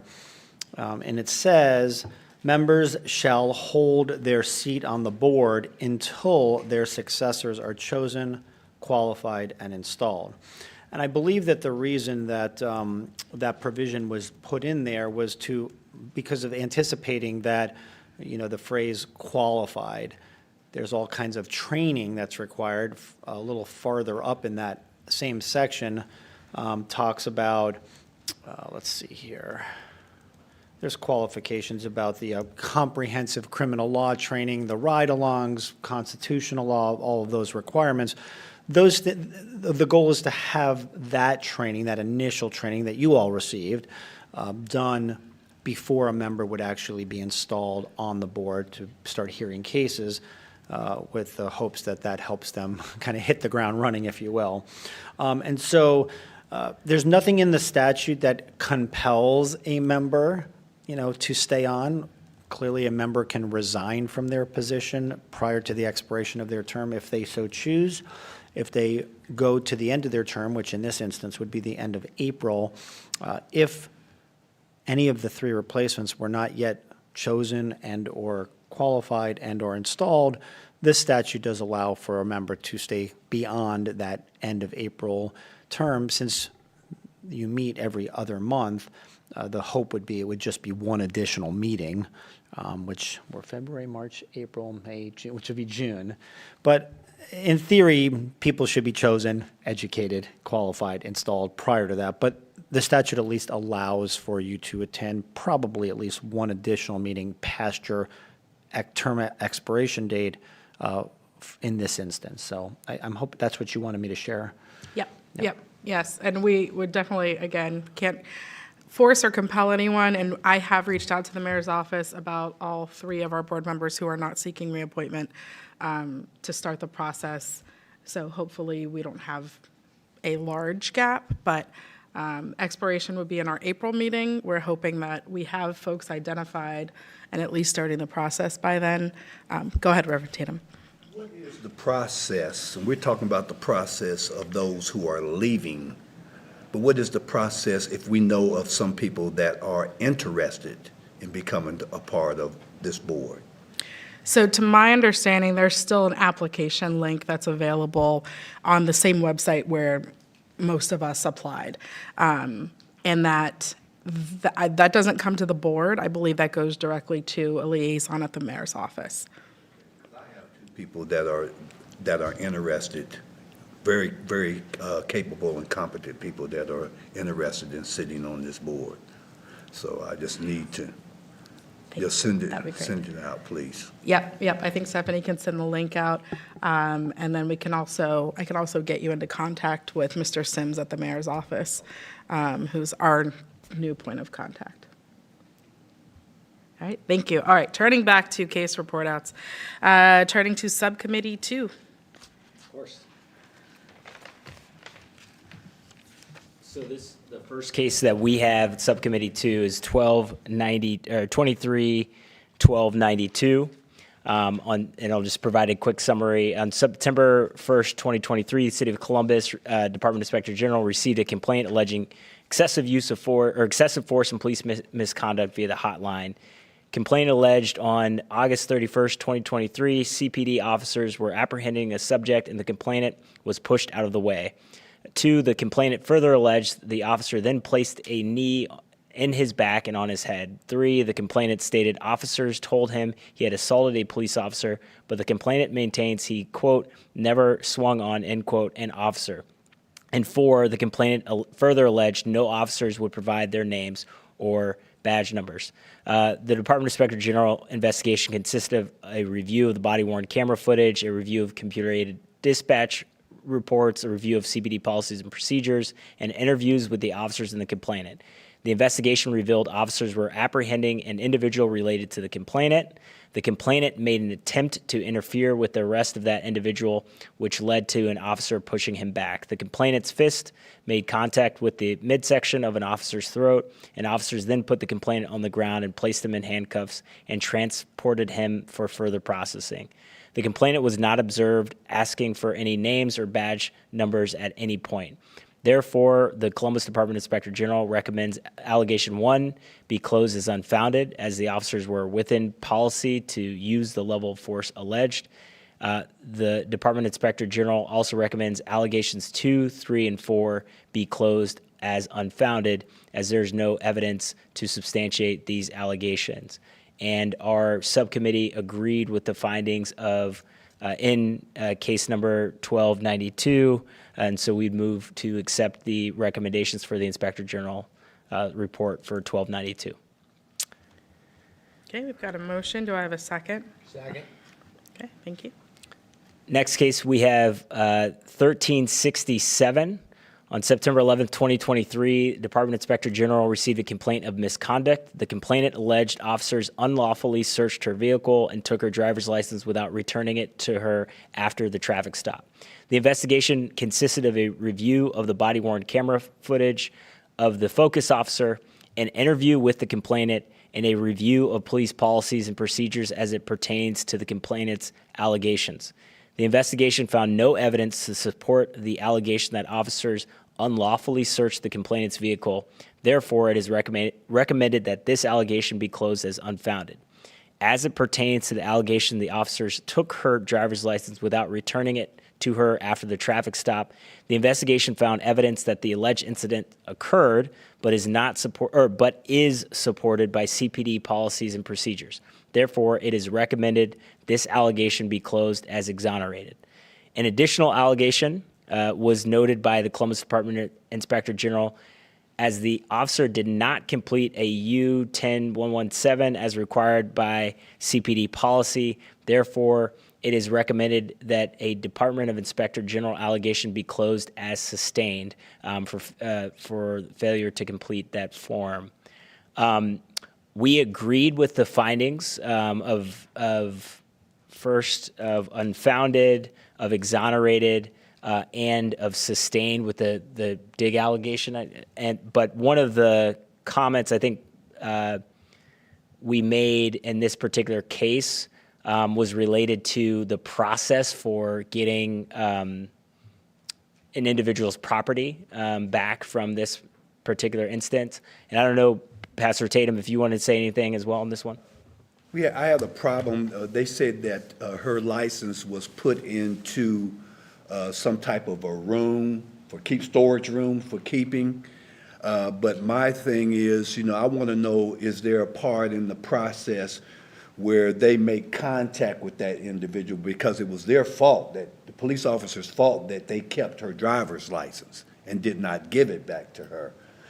Is there a process within CPD where they contact this individual and let her know that her property is there and that she can come and retrieve it? That was my question there. And thank you for that. And so part of this, and part of the kind of the comments that came up from our discussion was that point. And so we don't need an answer on that today, but that's just something we want to look into further, is just thinking about what the process is for that particular case. So in this instance, the officers mistakenly forgotten to return the complainant's identification, and then as Pastor Tatum just spoke, the identification was placed within the property room, which is within CPD policy and procedure. The question, though, that we were wondering as a group is what the kind of follow-up was so that the individual could get their property back. But in terms of the case itself, our review committee agreed with the findings of the Inspector General, which is allegation 1 was unfounded, allegation 2 exonerated, and then there was a sustained Department Inspector General allegation for failure to complete the traffic data collection form as required. A question about this case as well. The focus officer in this case was the same officer who was a focus officer in a case that our committee had for last week, and those allegations were sustained as well. And so I'm wondering, for the Inspector General, are you all keeping track of these officers where we repeatedly see them with sustained allegations, so that way we can find out what type of additional corrective counseling, follow-up, or what is being done? Because the previous situation that this focus officer was in was pretty egregious. And so I'm just concerned that we're seeing the same officer again in this case right here. One of the things I can tell you is that we are looking at the information that comes back where we provide recommendations for misconduct or for any type of actions to be taken. We are receiving that information and we're putting that stuff into our database. However, we don't have everything back, so we have stepped back out, I think about earlier this month. We sent a letter to the chief to kind of say, hey, here's a list of cases that we've closed. It's been over 6 months, because we try to give them at least a 6-month period of time to respond. So I believe she's looking into that, and so what we will do is next month when I'm able to present is I would like to be able to present to the board to say, hey, out of all the cases in which we've closed that we have recommended some type of disciplinary action take place, I like to be able to say to the board, on these cases, this is what has occurred. But to your question, we're still waiting for some of that information, but I can tell you, just based on, because we did a presentation to the police academy not too long ago for their training. So out of at least the cases we have looked at and we have received, 93.8% of those cases CPD has agreed upon, and any type of recommendation for disciplinary action has occurred. And they've told us what type of disciplinary action did take place. Okay. And Matrix would give the ability to pull a search, right? Yes. Like, we could search by, not we, because we don't have access to Matrix, but we could ask for a report to be pulled if we have seen specific officers' names multiple times. Okay.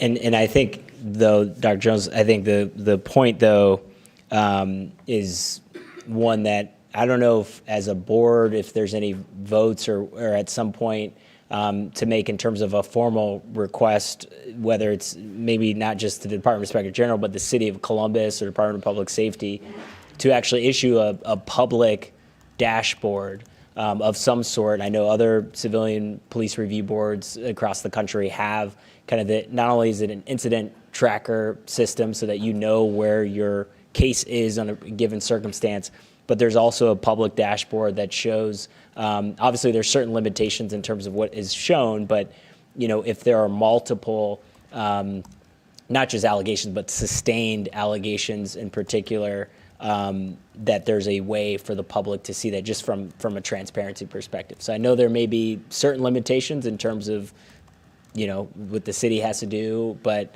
that is something that would love to see. I don't know if anybody in the city's interested in doing that or not, or if we have to submit a formal request for that. I'm not sure. My understanding is that's not happening right now. I know that IAB was keeping track of those and did have somewhat of a dashboard that they kept internally. I don't know that it was public facing.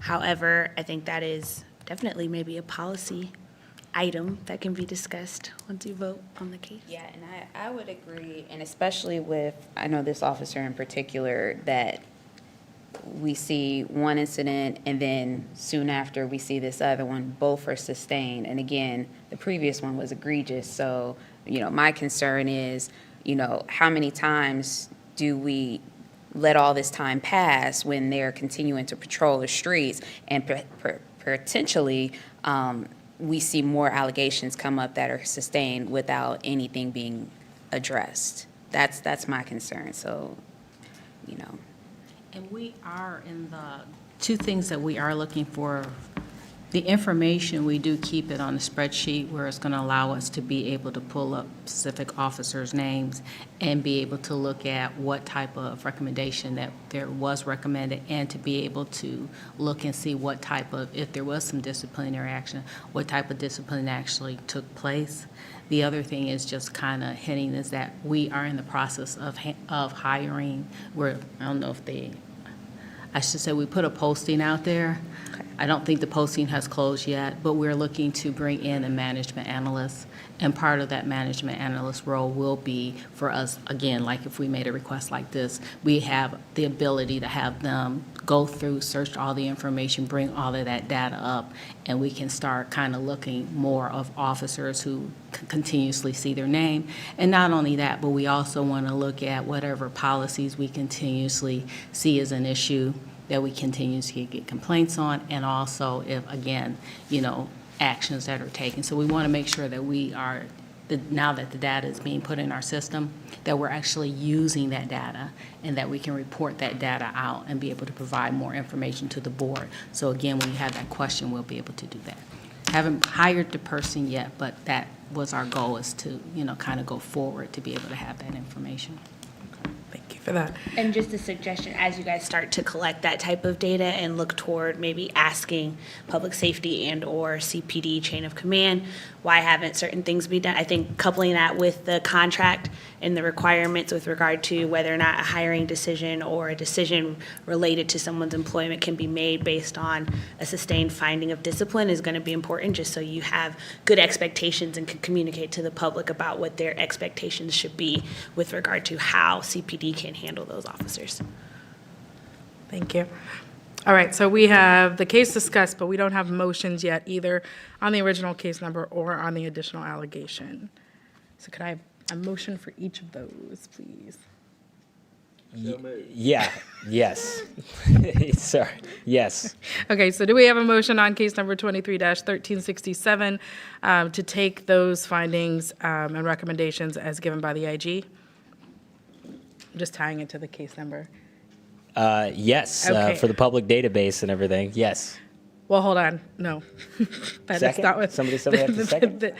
No, this is first, we haven't even had motions on the case itself yet. So first, on the original allegations in case number 23-1367, we know that your subcommittee agrees, but are you moving to accept those recommendations as presented?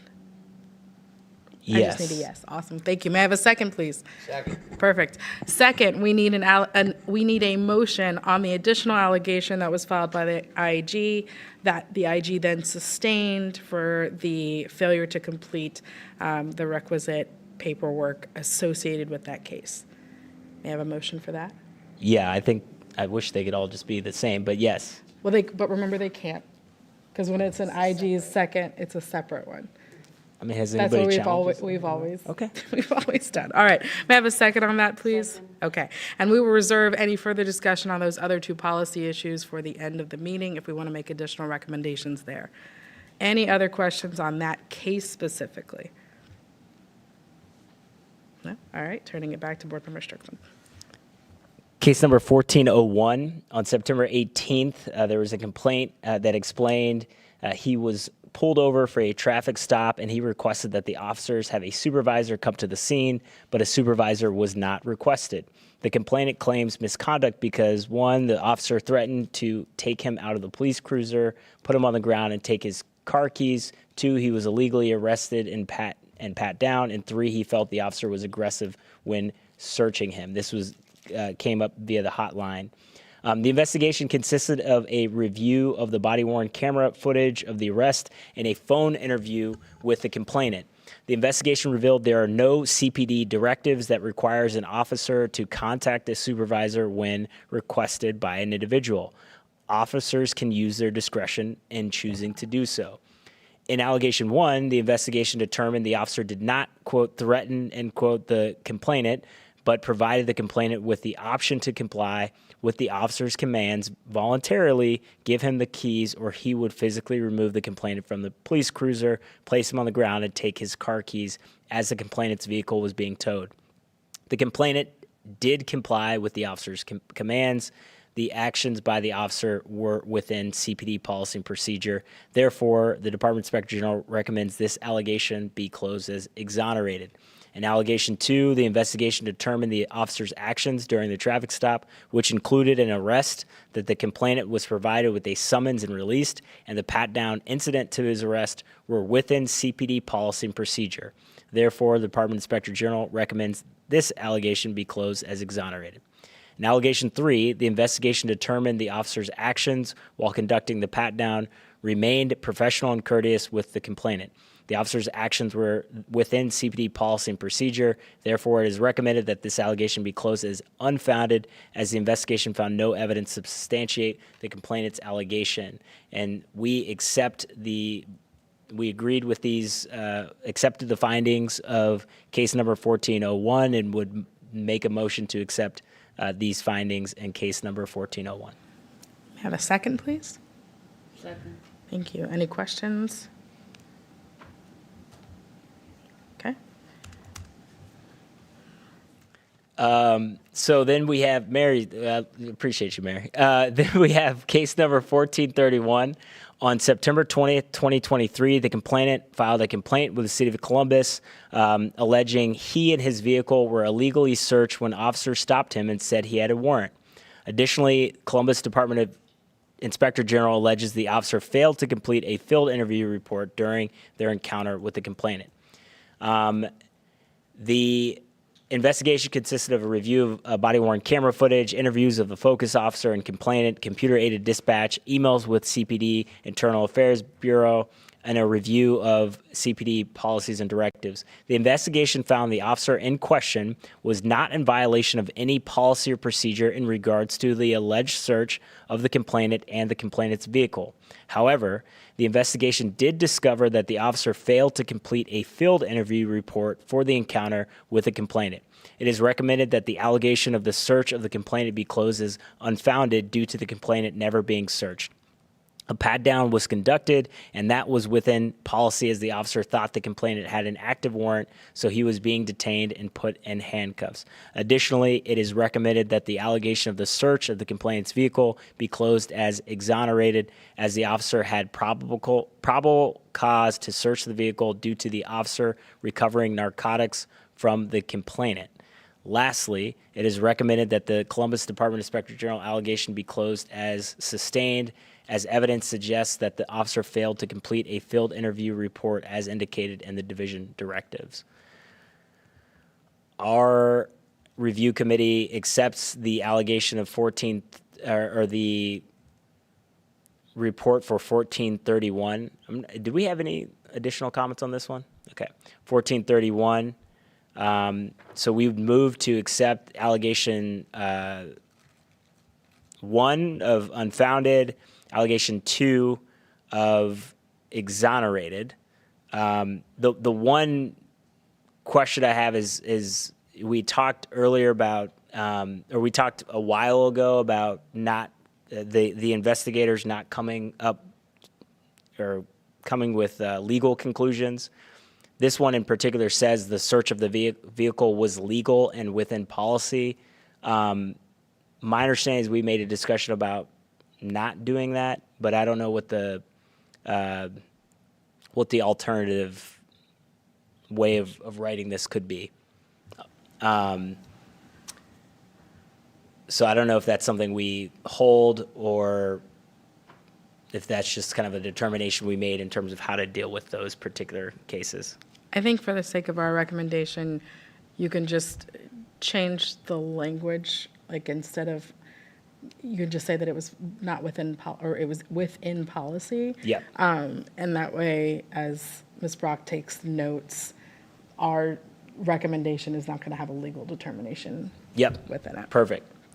So with the motion, but we would accept the allegations for allegation 1 as unfounded, and allegation 2 exonerated as determined to be within policy, with the note of not coming up with a legal determination from the investigator report. And so that is making a motion for allegations 1 and 2, accepting the Department of Inspector General recommendation. Okay. There's a motion. May I have a second? Second. Okay. And then do you have an additional allegation? Then there's an additional Department Inspector General allegation that alleges the officer failed to complete a field interview for a self-initiated suspicious person encounter. Therefore, it is recommended that this allegation be closed as sustained. And that is the motion for case number 1431 Okay, to may I have a accept. May I have a second? Second. Thank you. Okay. All right, we have, there's case number 1497. On October 2nd, 2023, a complainant alleged that she was involved in stated that she was involved in a car accident on July 30th, where the other driver was, quote, at fault. But when she attempted to contact her insurance company, she learned that the at-fault driver's information was incorrect to include their address, make and model of their vehicle, as well as the color. The complainant advised that the officer did not provide her with the correct information that she needed to file an insurance claim. The investigation revealed that the focus officer was responsible for writing the accident report and providing incorrect information to the complainant, which is in violation of CPD policy and procedures. Therefore, it is recommended that this allegation be closed as sustained. And so part of that is that the Department Inspector General recommends the allegation be closed as the officer failed to complete the traffic crash report with accurate information of the, quote, at fault driver. It was determined that these actions were in violation of CPD policy. So we would move to accept the Department Inspector General's recommendation for, or not the Department Inspector General, well, it is, their recommendation on allegation 1 as sustained for case number 1497. May I have a second? Second. Okay, any questions on that one? Okay. Then we have, just want to make sure this is the right one. Then we have a case 1549, which we're going to table to the next meeting because we had some further questions that we're going to submit to the Department Inspector General's office regarding this particular case. So we're just going to table 1549 for the next meeting. But we do have case number 1597. This is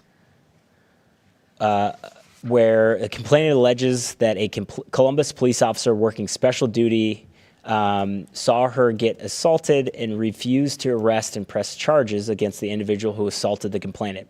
The complainant alleged that a Columbus police officer did not arrest the individual who assaulted her because of the complainant being Hispanic and the assailant being Caucasian, the same race as the police officer involved. The Department Inspector General investigation consisted of an interview of the complainant, a review of the police report, a review of CPD policy, and an interview of the officer. The investigation found evidence the officer did not arrest the individual who assaulted the complainant. However, it was determined to be supported by CPD policy. Therefore, it is recommended that this allegation be closed as exonerated. After an interview of the complainant and a review of the police report and CPD policy and officer, the investigation found no evidence to substantiate that the officer did not press charges against the individual that assaulted the complainant. Therefore, it is recommended this allegation be closed as unfounded. The investigation also found no evidence to substantiate the allegation that he did not make the arrest because the assailant was Caucasian. Therefore, that recommendation and allegation is closed as unfounded. In particular, with regard to that case, or with regard to those allegations, I just want to make sure that that piece is.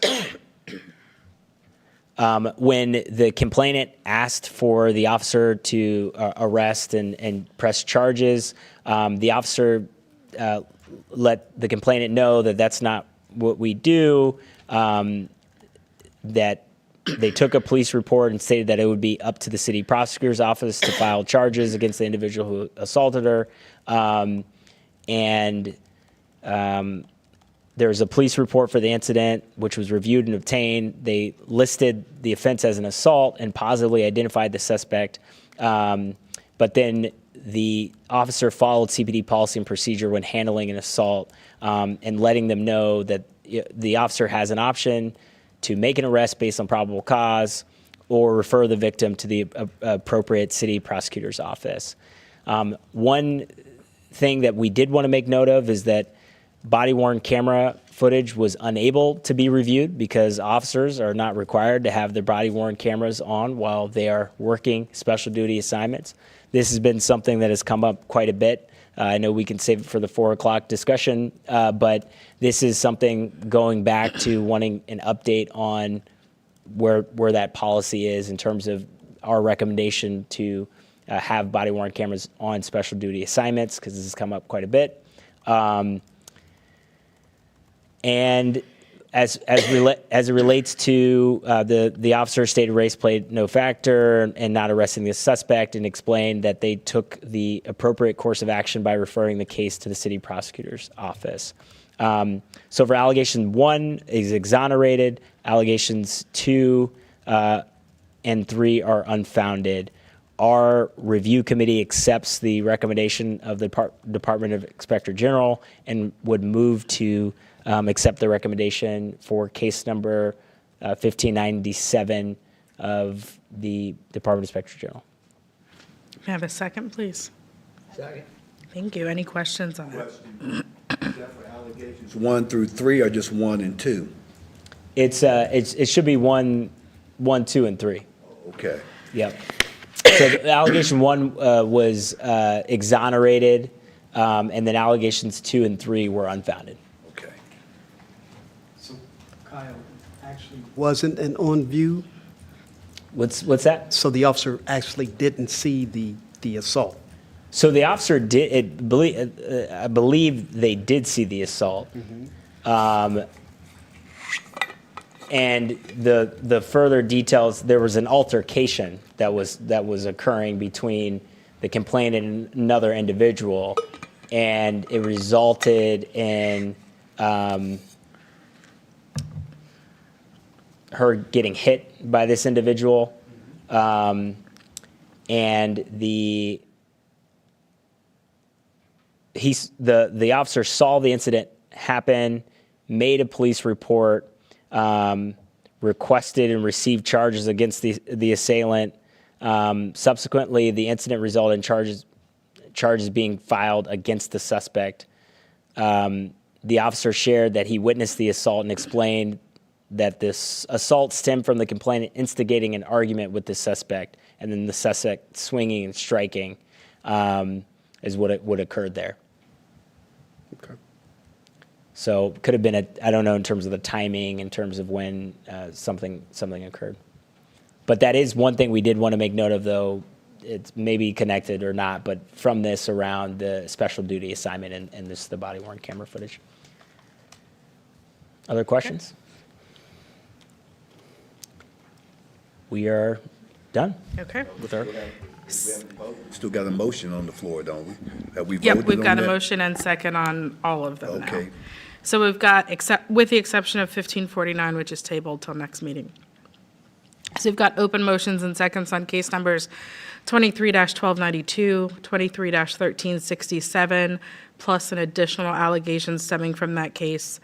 We've got open motions and seconds on 23-1401, 23-1431, plus an additional allegation stemming from that case, and open motions and seconds on 23-1497 and 23-1597.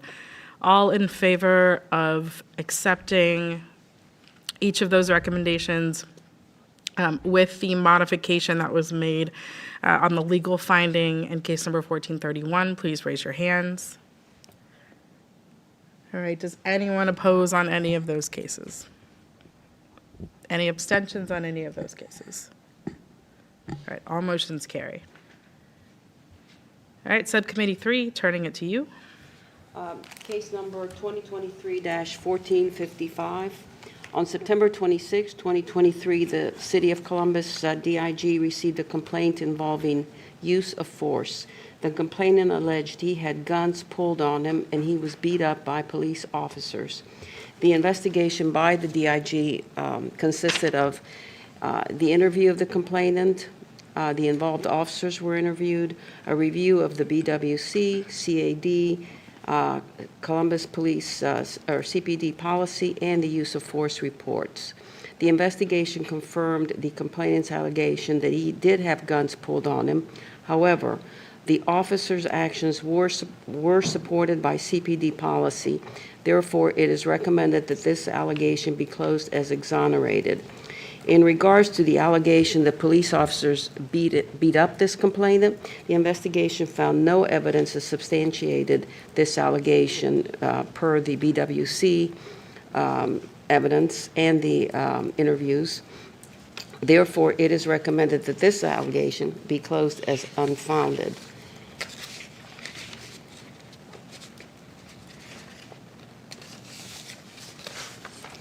Conclusion, allegation number 1, the complainant alleged officers M and S pulled their guns on him. Based on the information and evidence obtained, the DIG recommends that this allegation against officers M and S be closed as exonerated, as the investigation found that this did occur, but they were within CPD policy. As to allegation number 2, the complainant alleged that officers M and S beat him up. Based on the information and evidence obtained, the investigation revealed that the officer's use of force was within CPD policy and procedures, as the complainant was not complying with the officer's commands. The Columbus DIG recommends that this allegation against officers M and S be closed as unfounded, as the investigation found no evidence to substantiate his allegation. Our review committee reviewed this case. We do agree with the IG, and we move at this time to accept the findings of the IG. May I have a second? Second. Any questions? Did your review committee have any concerns or questions related to this particular case?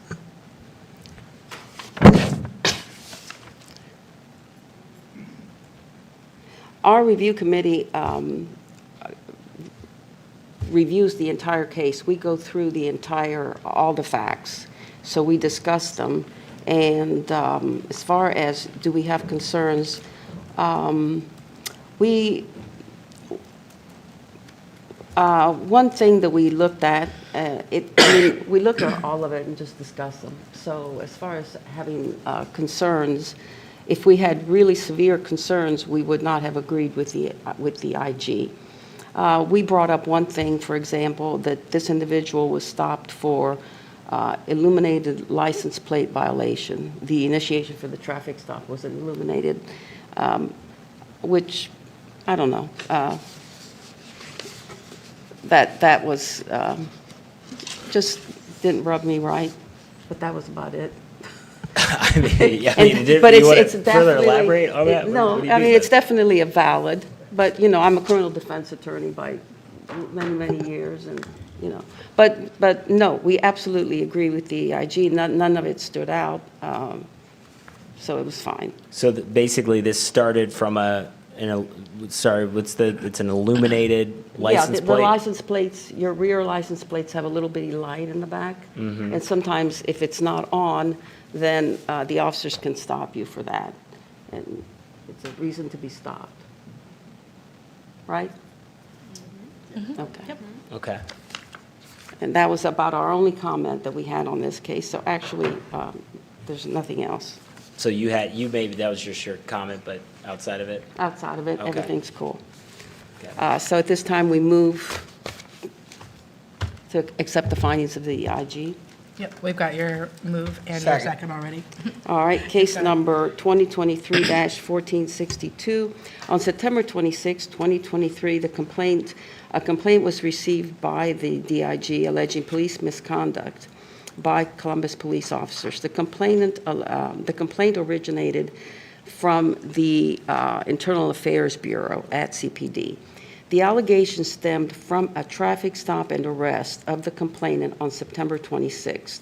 The complainant alleged that during the arrest, 1, he was physically injured, and 2, he was sexually assaulted by CPD officers.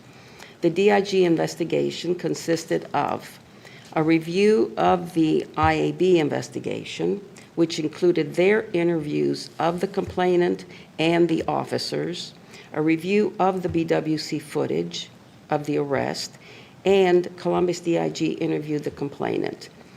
The investigation determined that the officer's search of the complainant was not in violation of CPD policy and procedures.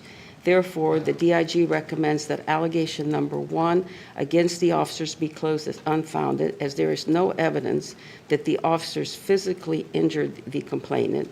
It is further recommended that allegation number 2 be closed as administrative closure, as the DIG concurs with the investigation conducted by Internal Affairs. Conclusion.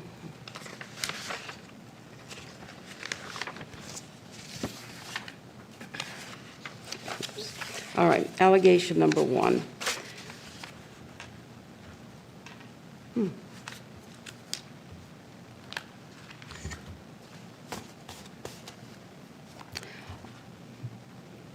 Officer M and Officer F, the complainant alleged that during this arrest, he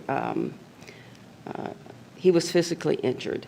The investigation revealed that the complainant was taken to Mount Carmel, where he was seen by an emergency room doctor regarding his physical injury, and he was cleared by the doctors of any injury. Based on the information and evidence obtained by the investigation, the investigation found no evidence to substantiate his allegations. Officers M and F's actions to handcuff the complainant and place him on the ground to conduct a pat-down was not in violation of the CPD policy or procedure, as the complainant was not actively resisting the officers. Therefore, the DIG recommends that this allegation be closed as unfounded. Allegation number 2, the complainant alleged that the officers sexually assaulted him during the arrest. Based on the information and evidence obtained, the investigation found no evidence to substantiate this allegation. Officers M and F's actions during the pat-down did not violate CPD policy and procedure, as this investigation was conducted by Internal Affairs and reviewed by the Department of the DIG. The Inspector General recommends a finding of administrative closure here, as they concurred with the investigative findings of this portion of the Internal Affairs investigation. This was a situation where there was a search for drugs, and drugs were found on this individual, and the BWC showed that there was no sexual assault, as the IG viewed it. Our review committee reviewed this case, and we do agree with the IG on this particular case, and we move at this time to accept their findings. Okay, I have a motion on case number 23-1462. May I have a second? Second. Any questions?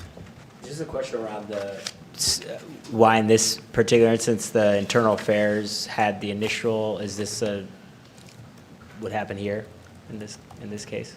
Because it went from a criminal to civil, or? If we could we hold that, because that's it. I don't know that changes the outcome, and Internal Affairs has referred cases to us before. So if we could move through the cases and we can circle back to that process when it happens. Okay, I'll put it up here.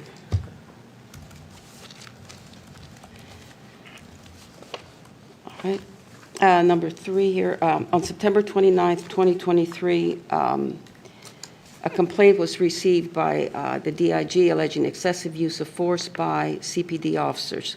The complainant stated that she called the police on September 3rd for a disturbance involving her son, who has mental health issues. She repeatedly asked for a mental health crisis intervention team officer to respond, but they did not. The complainant stated this led her son to, number 1, being tased, and number 2, having a gun pointed at him by CPD. The complainant also stated that the report she received was grossly lacking in information. The DIG reviewed the body camera footage. They received this, they reviewed CAD. They also reviewed the unit history. They interviewed the complainant. They talked with the CPD officer involved, reviewed the use of force report. In allegation number 1, the investigation determined that the officer's use of the taser was within CPD policy and procedure. Therefore, it is recommended that this allegation of excessive use of force against the officer be closed as unfounded. In allegation number 2, the investigation determined that the officer's display of their firearms was within CPD policy or procedure. Therefore, it is recommended that this be closed as unfounded.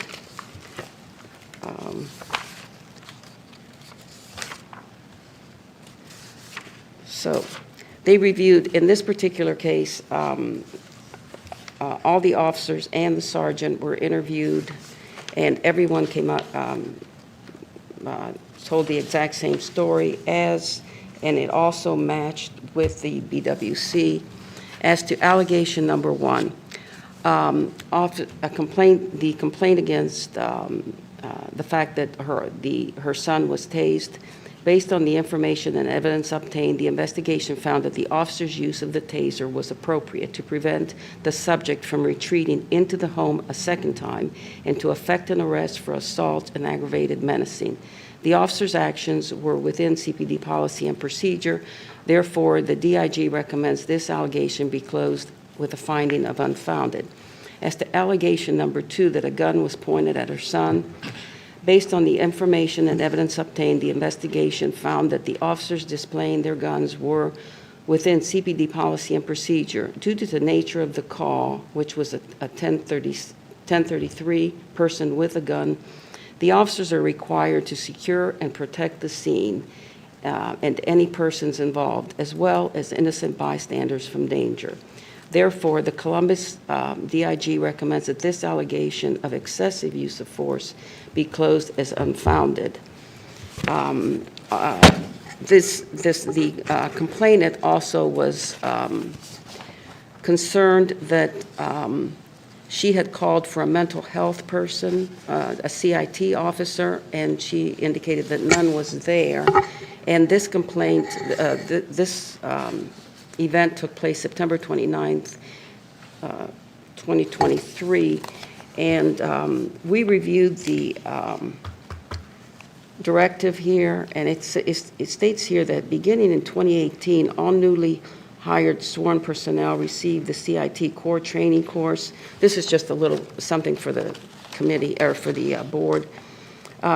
So as of 2018, all newly hired sworn personnel received the CIT core training course upon successful completion of their field training period.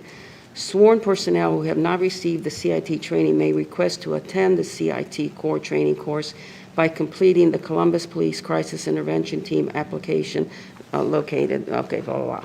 Okay, so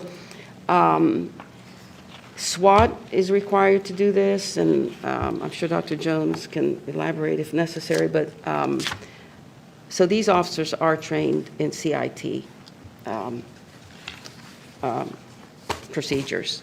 Our committee reviewed this, and we agreed with the DIG, and we move at this time to accept their findings. I have a second. Second. Any questions? Did your committee have any concerns or None. questions regarding this None. situation? None. Okay, so I think we just went over the training around the taser, the use of the taser here. So it mentioned that it was appropriate to prevent the subject from retreating into the home a second time. Right. Is that true? Like, or is this another like totality of the circumstances situation here?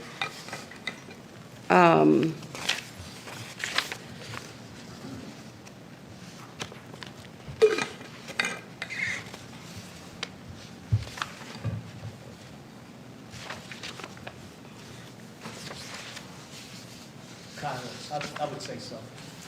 Was it a totality? Okay. Let's see here about the taser.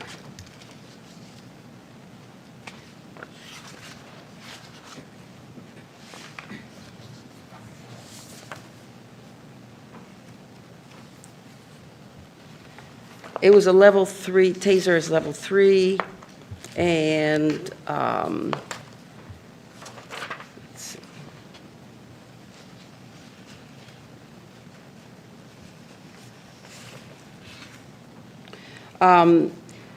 Sergeant P stated he responded to the home where the subject had assaulted his girlfriend and threatened her with a gun. The subject then barricaded himself inside the home after coming out and seeing officers with guns drawn. The SWAT unit arrived, and with the assistance from unit members and the subject's mother, so he had been barricaded once, and then came out, and then he wanted to go back in. And so to prevent him from going back in, they used a level 3, which is pretty low. I mean, so the SWAT unit arrived, and with the assistance from unit members and the subject's mother, the subject finally surrendered. However, the officer stated that as he was coming out of the home, the subject backed up to return inside of this apartment, which led him to deploy his taser.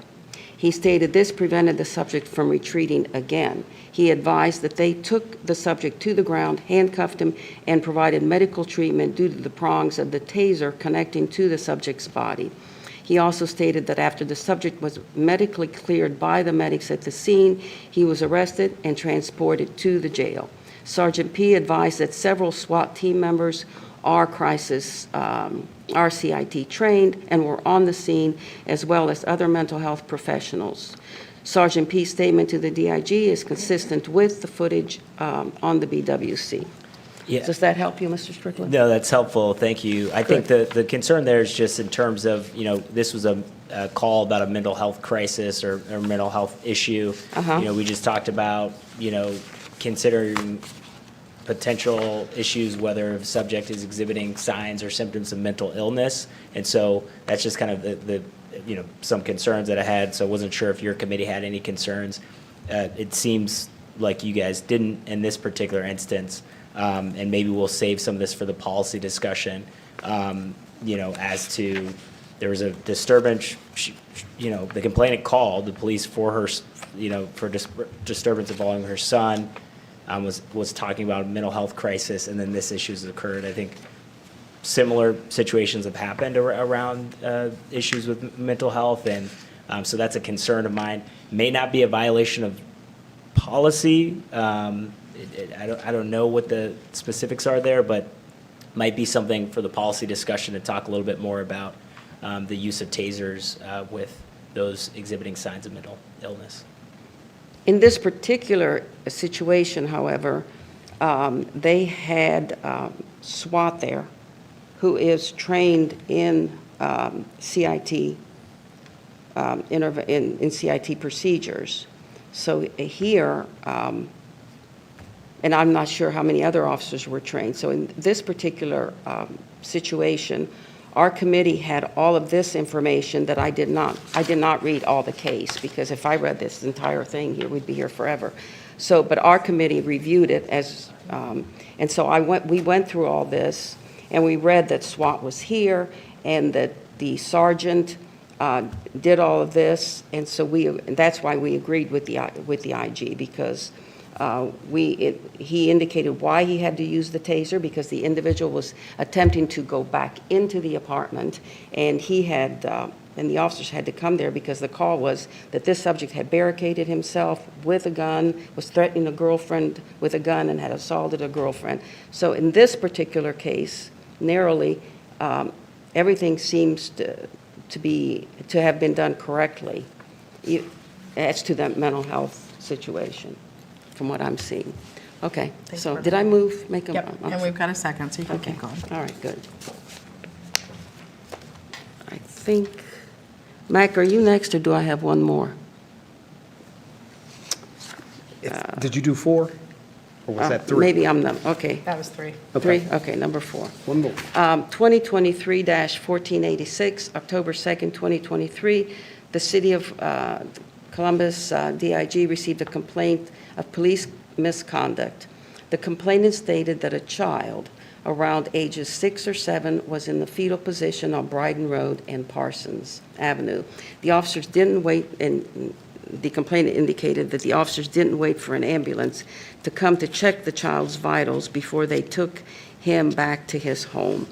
So in this case, the DIG investigated the BWC, CAD, unit history.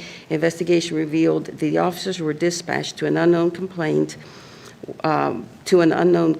whereas they discovered multiple individuals surrounding a small child laying on the corner of Bryden and Parsons. The small child was checked out by the medics as he appeared to have had a cold. After he was checked by the medics, the officers waited for the small child's father to arrive on the scene, as they were familiar with him and had called his parents. The investigation found the allegation did not occur as alleged. Therefore, it is recommended that this allegation be closed as unfounded. So this individual had indicated that they just took him home and didn't check his vital signs, which was, per the BWC, it did not occur. The conclusion, the investigation found no evidence to substantiate the complainant's allegation that the officers did not allow the small child to be checked by medics. He was checked by medics before being taken home. His father actually, per the summary, per the rest of it, was on his way over there, and they saw him coming. The officers did, in fact, ensure that the small child was seen and the vitals were taken. Therefore, it is recommended that this allegation be closed with a finding of unfounded. Our review committee reviewed this and found that we did agree with the DIG, and we move at this time to accept the findings of the Department of the Inspector General. Okay, may I have a second, please? Second. Thank you. Mac, I think it's you.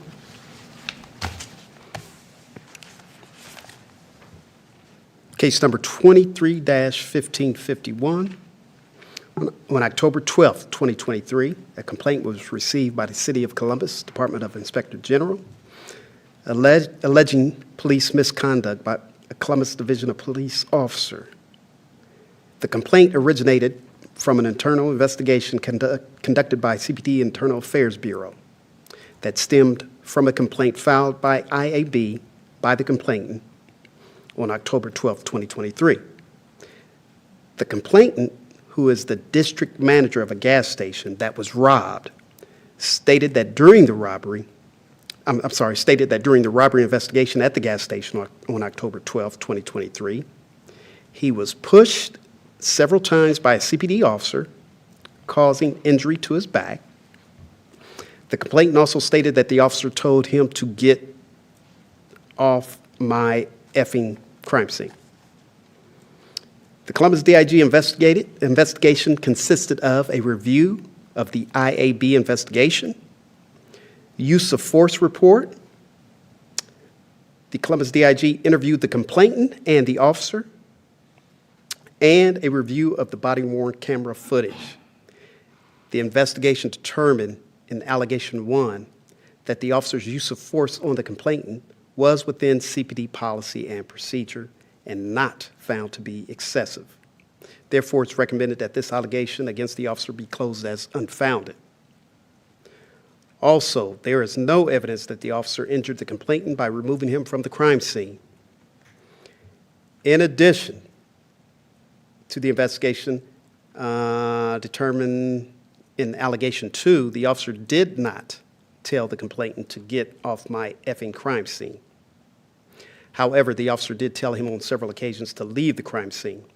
Therefore, it is recommended that this allegation against the officer be closed as unfounded.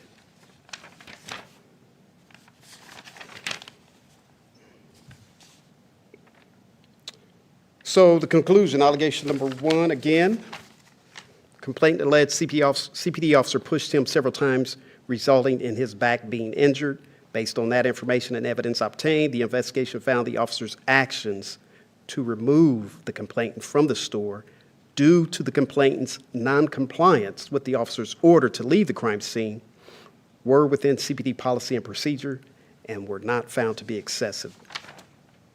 Therefore, the DIG recommends the allegation be closed with the finding of unfounded. And for allegation number 2, complainant alleged CPD officer told him to get off my effing crime scene. Based on the information and evidence obtained, The investigation did not find any evidence to support the complainant's allegation. Therefore, the Columbus DIG recommends the allegation be closed as unfounded.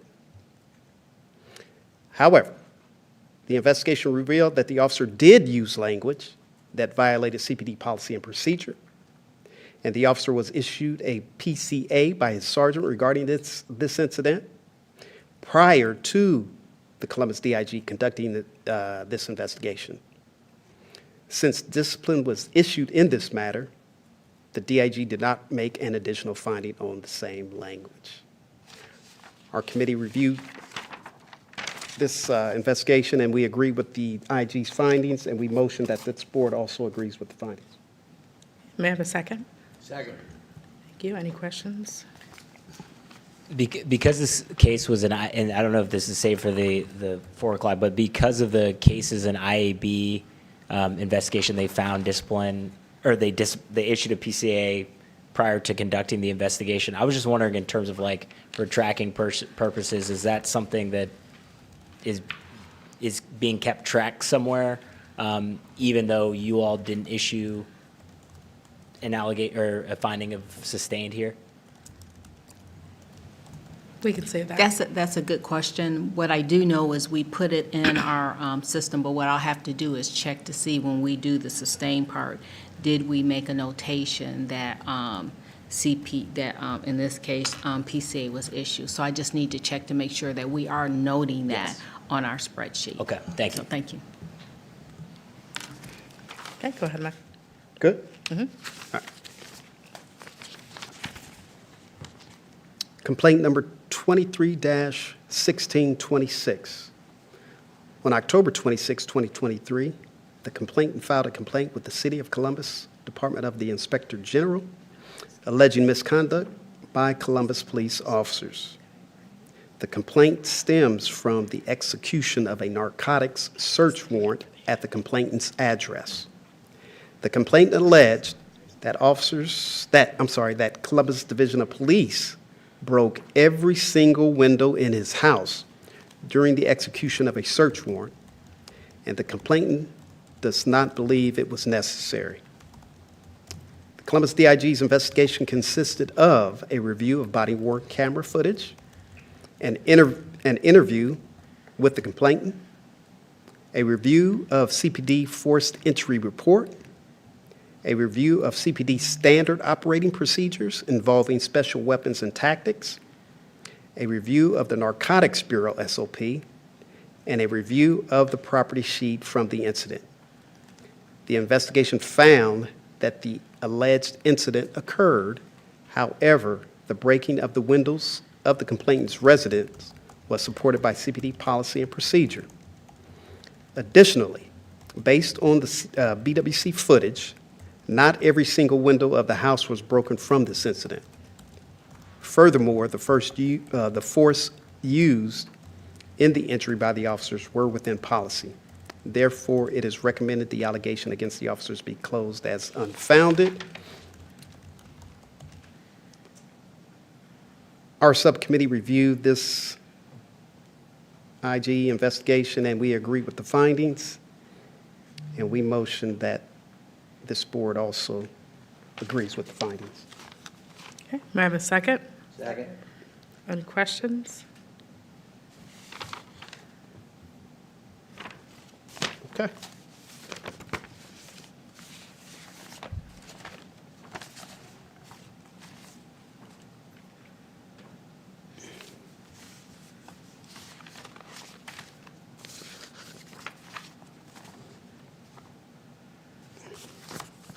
I might have started out of order. 23-1501. On October 3rd, 2023, the City of Columbus Department of Inspector General received a complaint of misconduct. The complaint alleged that police officers were racist towards her black grandchildren by only handcuffing them and not handcuffing their white friend after they were caught smoking marijuana in a vehicle. After an interview of the complainant, a review of body-worn camera, a review of the Columbus Division of Police CPD policy, and interviews of the officers involved, the investigation found no evidence to substantiate the complainant's allegation. Therefore, it is recommended the allegation that, against the officers be closed as unfounded. Basically, the officers came upon this vehicle that was parked. 3 individuals were inside, two minor black kids, 1 minor female black child. They approached the vehicle, smelled the odor of marijuana, pulled the kids out of the vehicle. The officer on the driver's side pulled out the black kids who were on that side of the vehicle, and he cuffed those kids.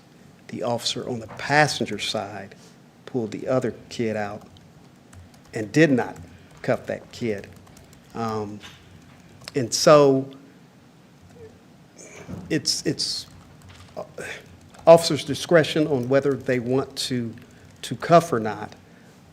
But the interview with the first officer who did cuff, he cuffed for safety because in that instance there were 2 people against him. And also in a situation like that, one or the other may flee. So to keep that from happening, that's why he cuffed. He also stated that he cuffs everyone. And that's his option. The other officer didn't feel threatened. He felt like he had this person under control, and that's why he didn't cuff. So, our subcommittee, go ahead, I'm sorry. So I have a question about this, and I don't know how far y'all look into the officers that are involved in these situations, but this officer that did not cuff the white youth was involved in a very high-profile shooting. Yes. And I was wondering if that was taken into consideration or maybe even not. But I do think it is interesting that the youth, the white youth, was not handcuffed. The other 2 youth were, but it was the white youth that was being the loudest in the incident. Correct. And nobody, and as a matter of fact, the lady's grandchildren were telling her to be quiet. Yeah, the female And black. so I don't know if I really buy that argument that she was not posing a threat. And it could be some racial implications that are being at play here, but it would take somebody to understand the nuances of race and how that works out in their interactions. Absolutely. So you're absolutely correct. The female white said on 2 occasions why the officers didn't cuff her and they cuffed the other children, and for which the female black, who was cuffed, actually told her, and I think she cussed too. She did. She told her to shut up, probably because she didn't want any more trouble than she was already having. Correct. But here, let me say it like this. Let me do this. So let's put this scenario at the academy, all right? When that officer on the driver's side take those 2 kids out or takes those 2 suspects out of the vehicle, in the academy, because I played the bad guy a lot of times, in the academy, one of those people are going to run.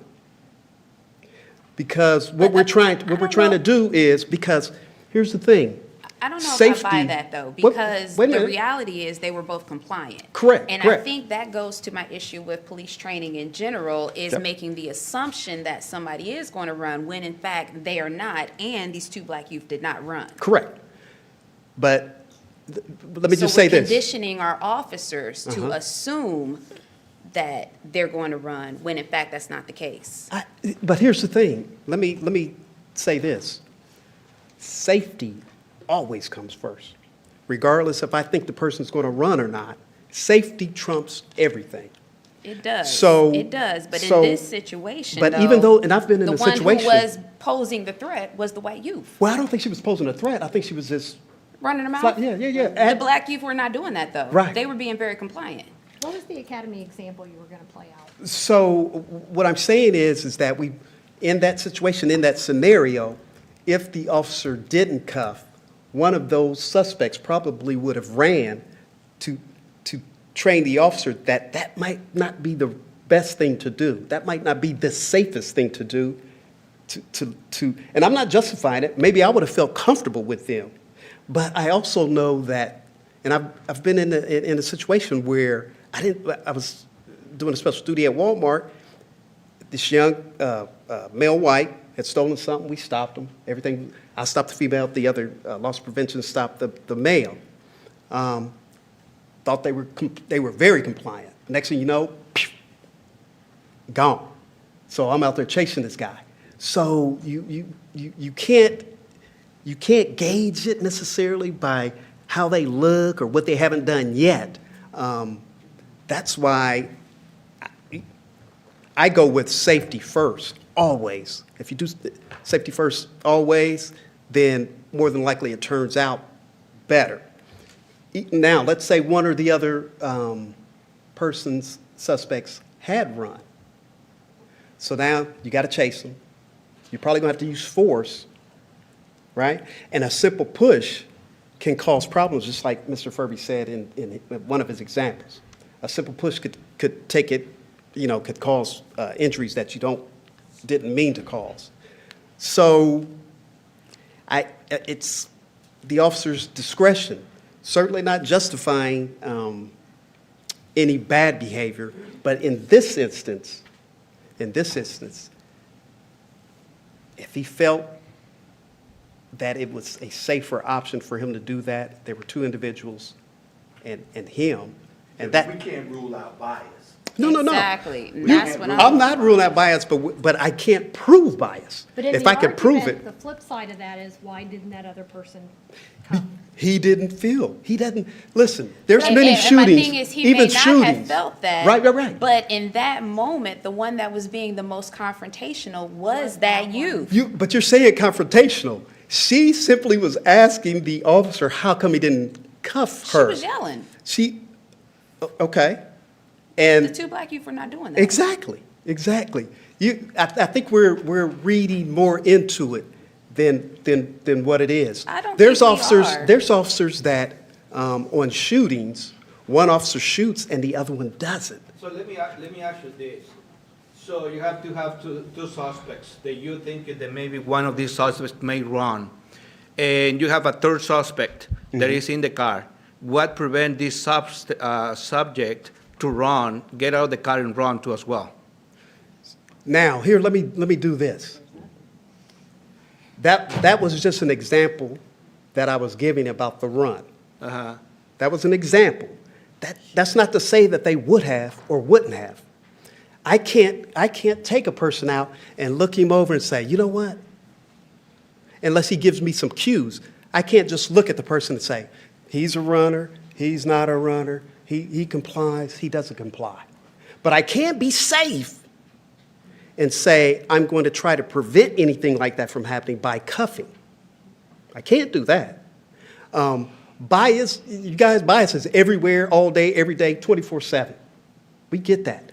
But in this case, there was nothing to say that. There was nothing to, if it was, I'm the first screaming and yelling about it. But it didn't say anything. It didn't say anything. They didn't see anything. This officer felt this way, and he's allowed to feel that way, right? Whether we agree with it or not. And this officer is allowed to feel this other way.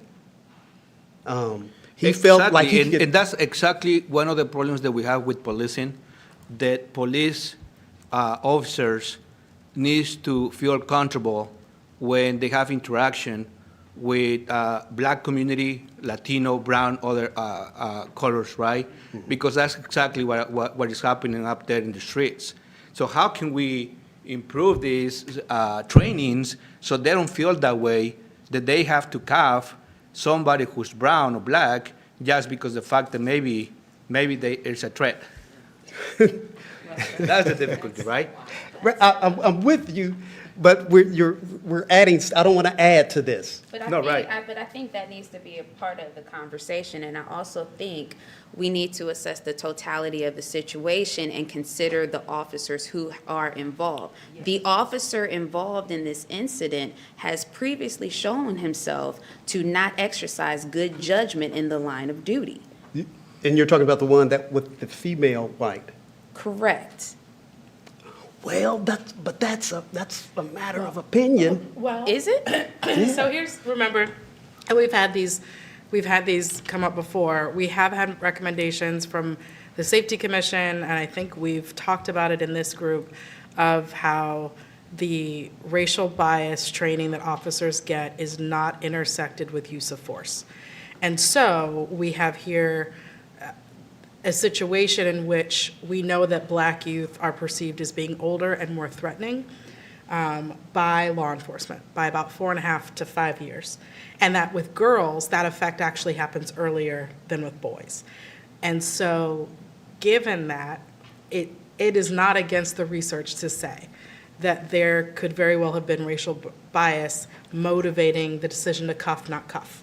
Absolutely. And so I think that we can have, I mean, I'm interested in hearing what your subcommittee conclusion you reach, but I think that we can reiterate again a piece about the training, because Dr. Jones and I have sat through CPD trainings multiple times, and we have brought up before how oftentimes the bad guy in some of the PowerPoints and videos All the are time. people of color. Absolutely. And so that is a way that we're Conditioning. conditioning officers to automatically see bad guy associated with the skin tone.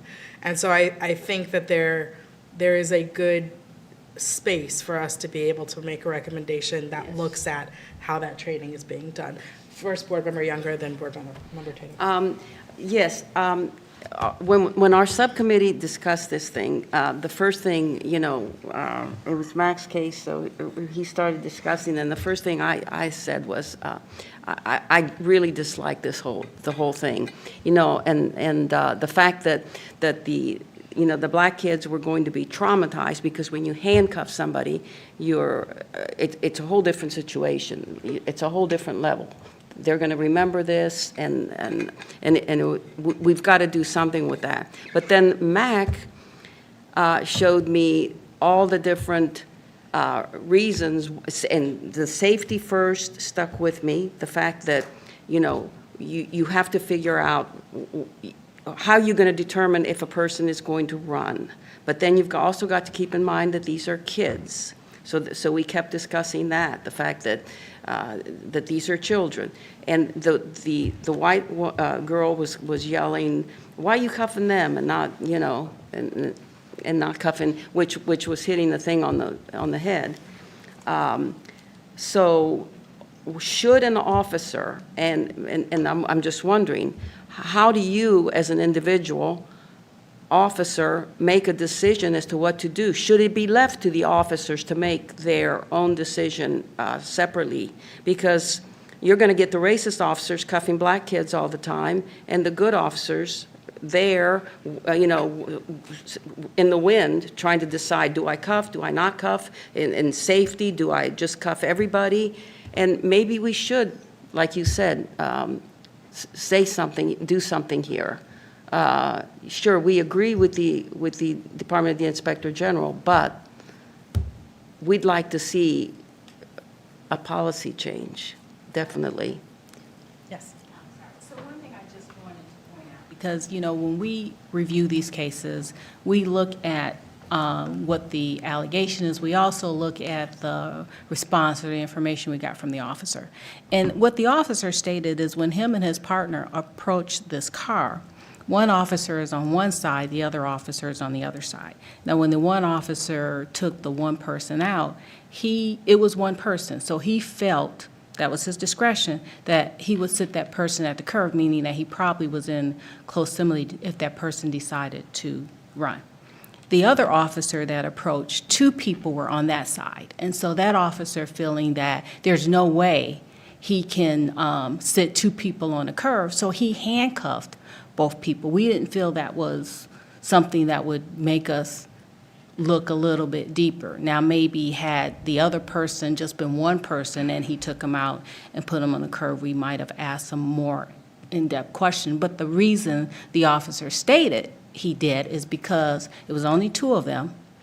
And the one officer, there was two people, so he chose to handcuff two people because he was basically responsible for dealing with two people. There was two encounters, whereas the one person was only at that time dealing with the one person. So that, we felt, that was the officer's response. And again, it wasn't a violation of policy or procedure, but that was his reasoning for why one person, while two were handcuffed and the other two. So we didn't feel that race played a part in that. We felt that the explanation for why the officer did what he did was, accurate. Because there are situations in which we interview people and officers get people out the car all the time, and they don't handcuff people all the time. They do tend to handcuff people more if there's more than one person that they're interacting with versus one person.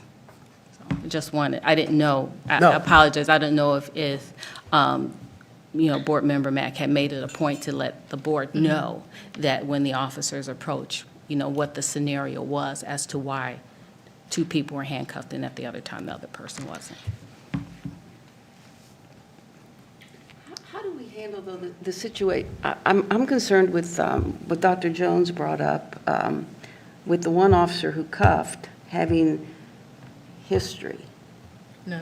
That was the other. Oh, it was the other one? That's the whole point. Yeah, if we could, it was the officer who didn't cuff, who has Who the didn't history. cuff. Oh, And the okay. high-profile Okay. shooting incident he was involved in was a youth of color who he shot. Okay. But with this white youth, he did not cuff. And so I think we're Okay, so- considering this previous event in light of this taken together. I think we have enough that we can make a recommendation about training. We're not going to make a recommendation that changes discretion to cuff or not cuff, but I do think there is an important point about the fact that the racial equity and implicit bias training that CPD officers get does not touch up with and coincide with use of force. And so there are no discussions happening that talk about how your biases impact your perception of whether you should be afraid of someone, yes, or not, be afraid of someone. And I think that has been a persistent issue that over at least the last 5 years, folks in this room and in other spaces have tried to push as being something that needs to change about the training. Just a quick Go ahead. question on this is, so there was the statement that the officer made to the Department Inspector General in the interview that because there was multiple people, for safety reasons, he chose to handcuff them. The other statement, though, in response to the comment that was made by the female who was not cuffed, at the time, at least it looks like I'm reading it, it says that the officer said, quote, "I handcuff everybody I come into contact with, and I didn't get you out. The other officer got you out." Is there that seems to be conflicting or a different statement than the statement that says, well, there's two people, and that's the reason why I cuffed them. Here, the comment says, I handcuff everybody I come into contact with. So that may be within discretion, but that is different than what he said in the interview. Is that dispositive at all, or is there? I'm just reading, look, the report that I'm reading talks about why he stated. So let me go back. Top of page 3, that first paragraph.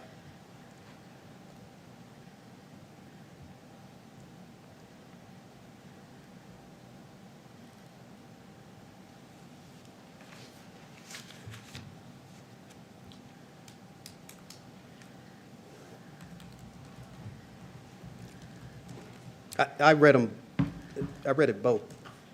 read them both also. And they both made the statement. Yeah. I'm just reading, I read them both, and he can,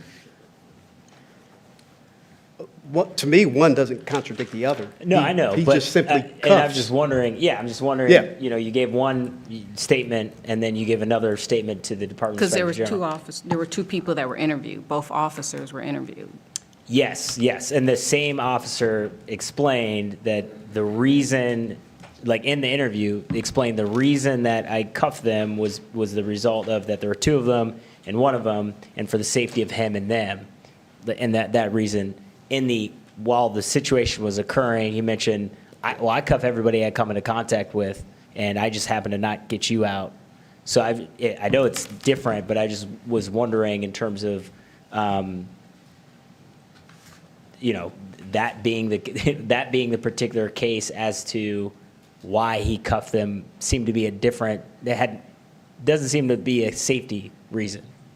At least the way he said it there. He just says, I cuff everybody I come into contact with.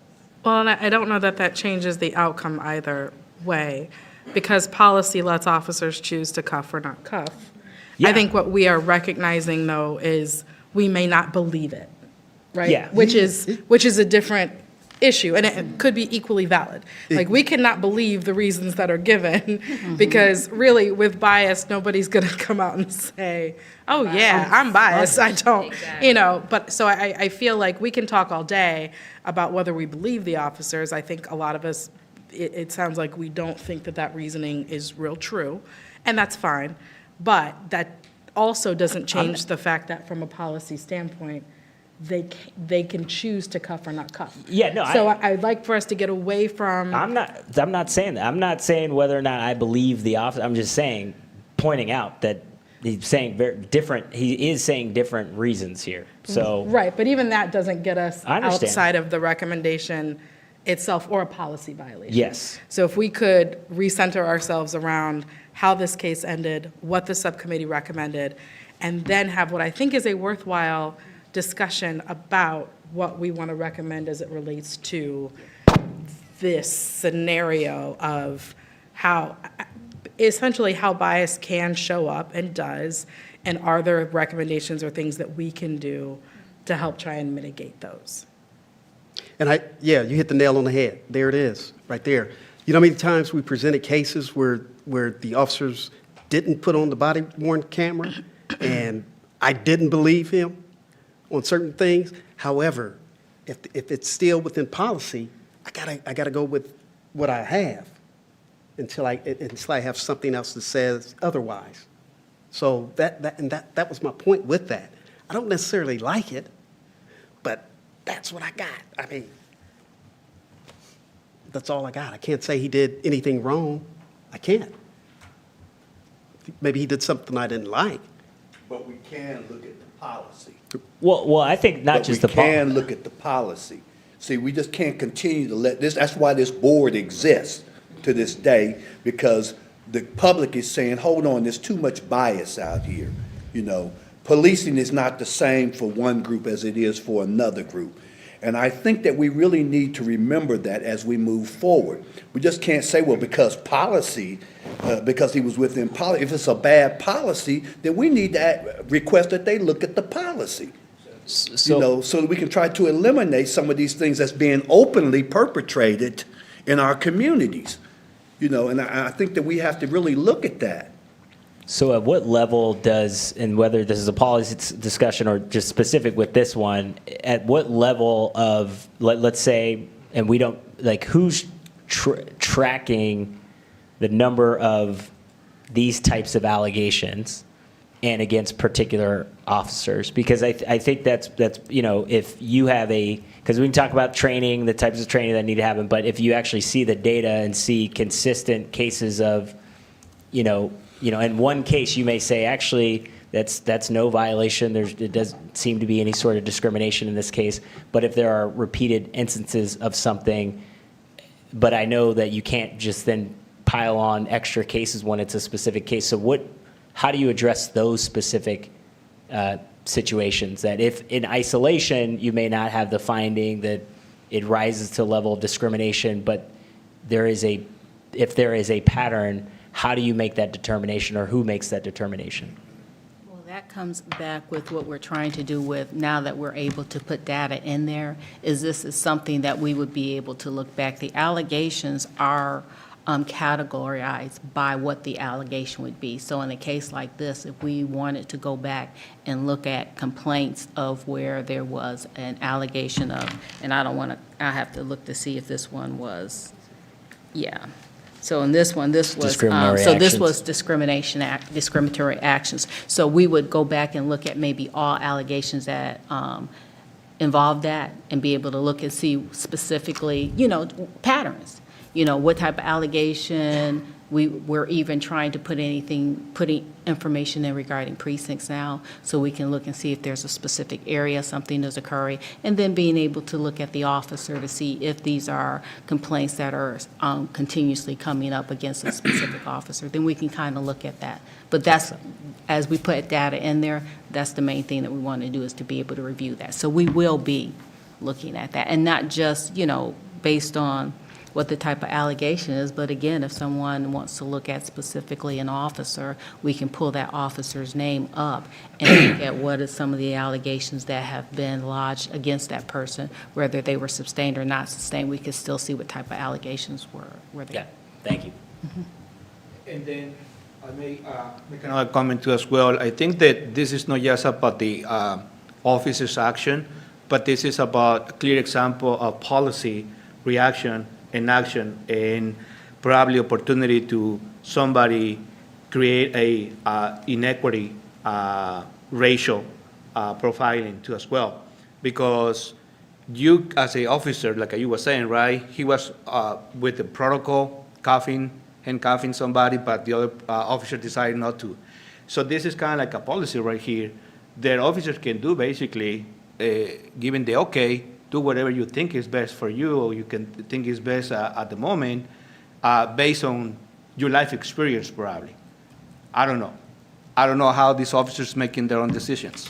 So maybe they're not well aware and knowledgeable about specific communities, and that's what the reason they create their own mind and who they handcuff and who not. I don't know exactly, because we haven't heard any more cases about this particular officer. He's saying in one hand, I handcuff everybody, which I think that also too as well, it creates a problem down the road for the department. So I wouldn't have, and I don't like to deal with an officer like that just because happens to be that I have to be in interaction with this particular officer, and then he's gonna be handcuffing me for no reason. So that's, to me, another extreme of the problem of this policy. So we need to address that too as well, I guess, and that's what the reason, we have these meetings, so we can address these situations, the elephant in the room, and not just go with the flow. So that's kind of like probably what I have to say in that too as well. So a couple things. It's almost 5 o'clock, so we will not get to have our discussions today. But just a reminder, discretion to cuff or not cuff, if we make a recommendation, I cannot imagine, and city attorneys can tell me if I'm wrong, that the end result would err on the side of not cuffing everyone. I think the default tends to be, if we're going to say you have no discretion in cuffing, then it's everyone's getting cuffed. Exactly. And I can tell you the harm, as Board Member Younger pointed out earlier, the harm that's done to children in particular, if that is the policy, is not good practice. And so my point in talking about that policy in particular is, and it's not just that one, it's every single one. Officers who have bias and who act on those biases every day are going to do that across the policy board. And so that is my point, is that the bias training they get does not intersect with any other training they get. And so whether that is use of force, cuffing, tasing, interrogation, their bias training is siloed by itself. And that is what can cause huge problems when it comes to how they engage with members of the community. I will say this, these are the issues that we have reserved to talk about. I will take a vote really quickly on the cases that we did get through, but the issues we have to talk about are 1, 2, 3, 4, 5, 6, 8, including tracking number of allegations against specific officers, and or how we're going to get that data, whether there should be a public dashboard of some sort, even if that's a recommendation we can make, or if that's a thing we need to see if we can ask about the cost of those things. Racial bias intersecting with use of force. Should there be different policies or procedures with use of force when it comes to mental health crises? Interplay between our board, the IG, and internal affairs. How do we get those referrals? Are we tracking somewhere when IAB finds discipline? A status update on a request for body-worn camera policy footage issues. And then what happens to private property after an officer mistakenly retains pieces of it? What's the process with getting those items taken and returned back? So with that being. I have one more, Madam President. Yes. One that we have discussed before, but still we're not getting any, unless you've gotten some info back. We have made various requests to have Chief Bryant come and speak to us. And I don't know for sure whether we've had any kind of response from her. But we need to keep that on our calendar of things we need to discuss too. Because I think it's imperative that she does come before this board and that we're able to address her. We did, I think I sent an email out asking for folks that if they have specific questions, the goal would be to do it similar to how we did Yes, with the ma'am. Public Safety Director. Yes, But if ma'am. you have questions, please send them. I don't know if anyone sent Stephanie any questions. So that's the thing we'll have to do that. Have we sent an invite? We have invited. We've sent the We've invite. sent an open invite without any sort of structure like we did with public safety. And so I think that if we want to get some traction on having, Have they? whether it's the chief or someone else from CPD to come answer our questions, then we have to do Have it specific similar. questions set up We in have to have the advance. questions in the same way we did with public safety. Was that the response, or just there was no response to the initial inquiry? That is my strategy for getting what the board has asked for to be accomplished. Stephanie, Okay, did so you there was give no us a response. date for when you needed those questions? Brooke had asked you guys to have them to her before this meeting today. Yeah. Okay. So Yeah. look, I I have understand. not received not one question. Well, look, today. I And if understand we- the pressure's if we on could, us I hate to to ask interrupt, questions, guys, I but really want to we respect haven't people's responded. time. We can revisit this issue. Yes, If ma'am. people would like a new date to set to that- get is that questions what to me, I'm open to it. I will send it out. Please respond, though, because Amen. very often I send emails and nothing comes back. But before we go and we adjourn, we need, because I have another board meeting that I have to I get chair it. in 12 minutes. I get it. So I'm going to go through the cases that we actually made it through and got to motions and seconds on. That leaves us with 2 left from Subcommittee 3 that we did not get through. One that's tabled from Subcommittee 2 and the slew of cases from Subcommittee 1. All right, so we've got open motions and seconds on case number 23-1455, case number 23-1462, case number 23-1481, case number 23-1486, case number 23-1551, and case number 23-1626, all with open motions and seconds. All in favor of accepting those, please raise your hands. Do I have any opposition to any of those cases? Any abstentions on any of those cases? Those motions carry. We are right in the middle of case number 23-1501 for next meeting. I would entertain a motion to adjourn. So moved. May I have a second? Awesome. All in favor, please raise your hands. Motion adjourned.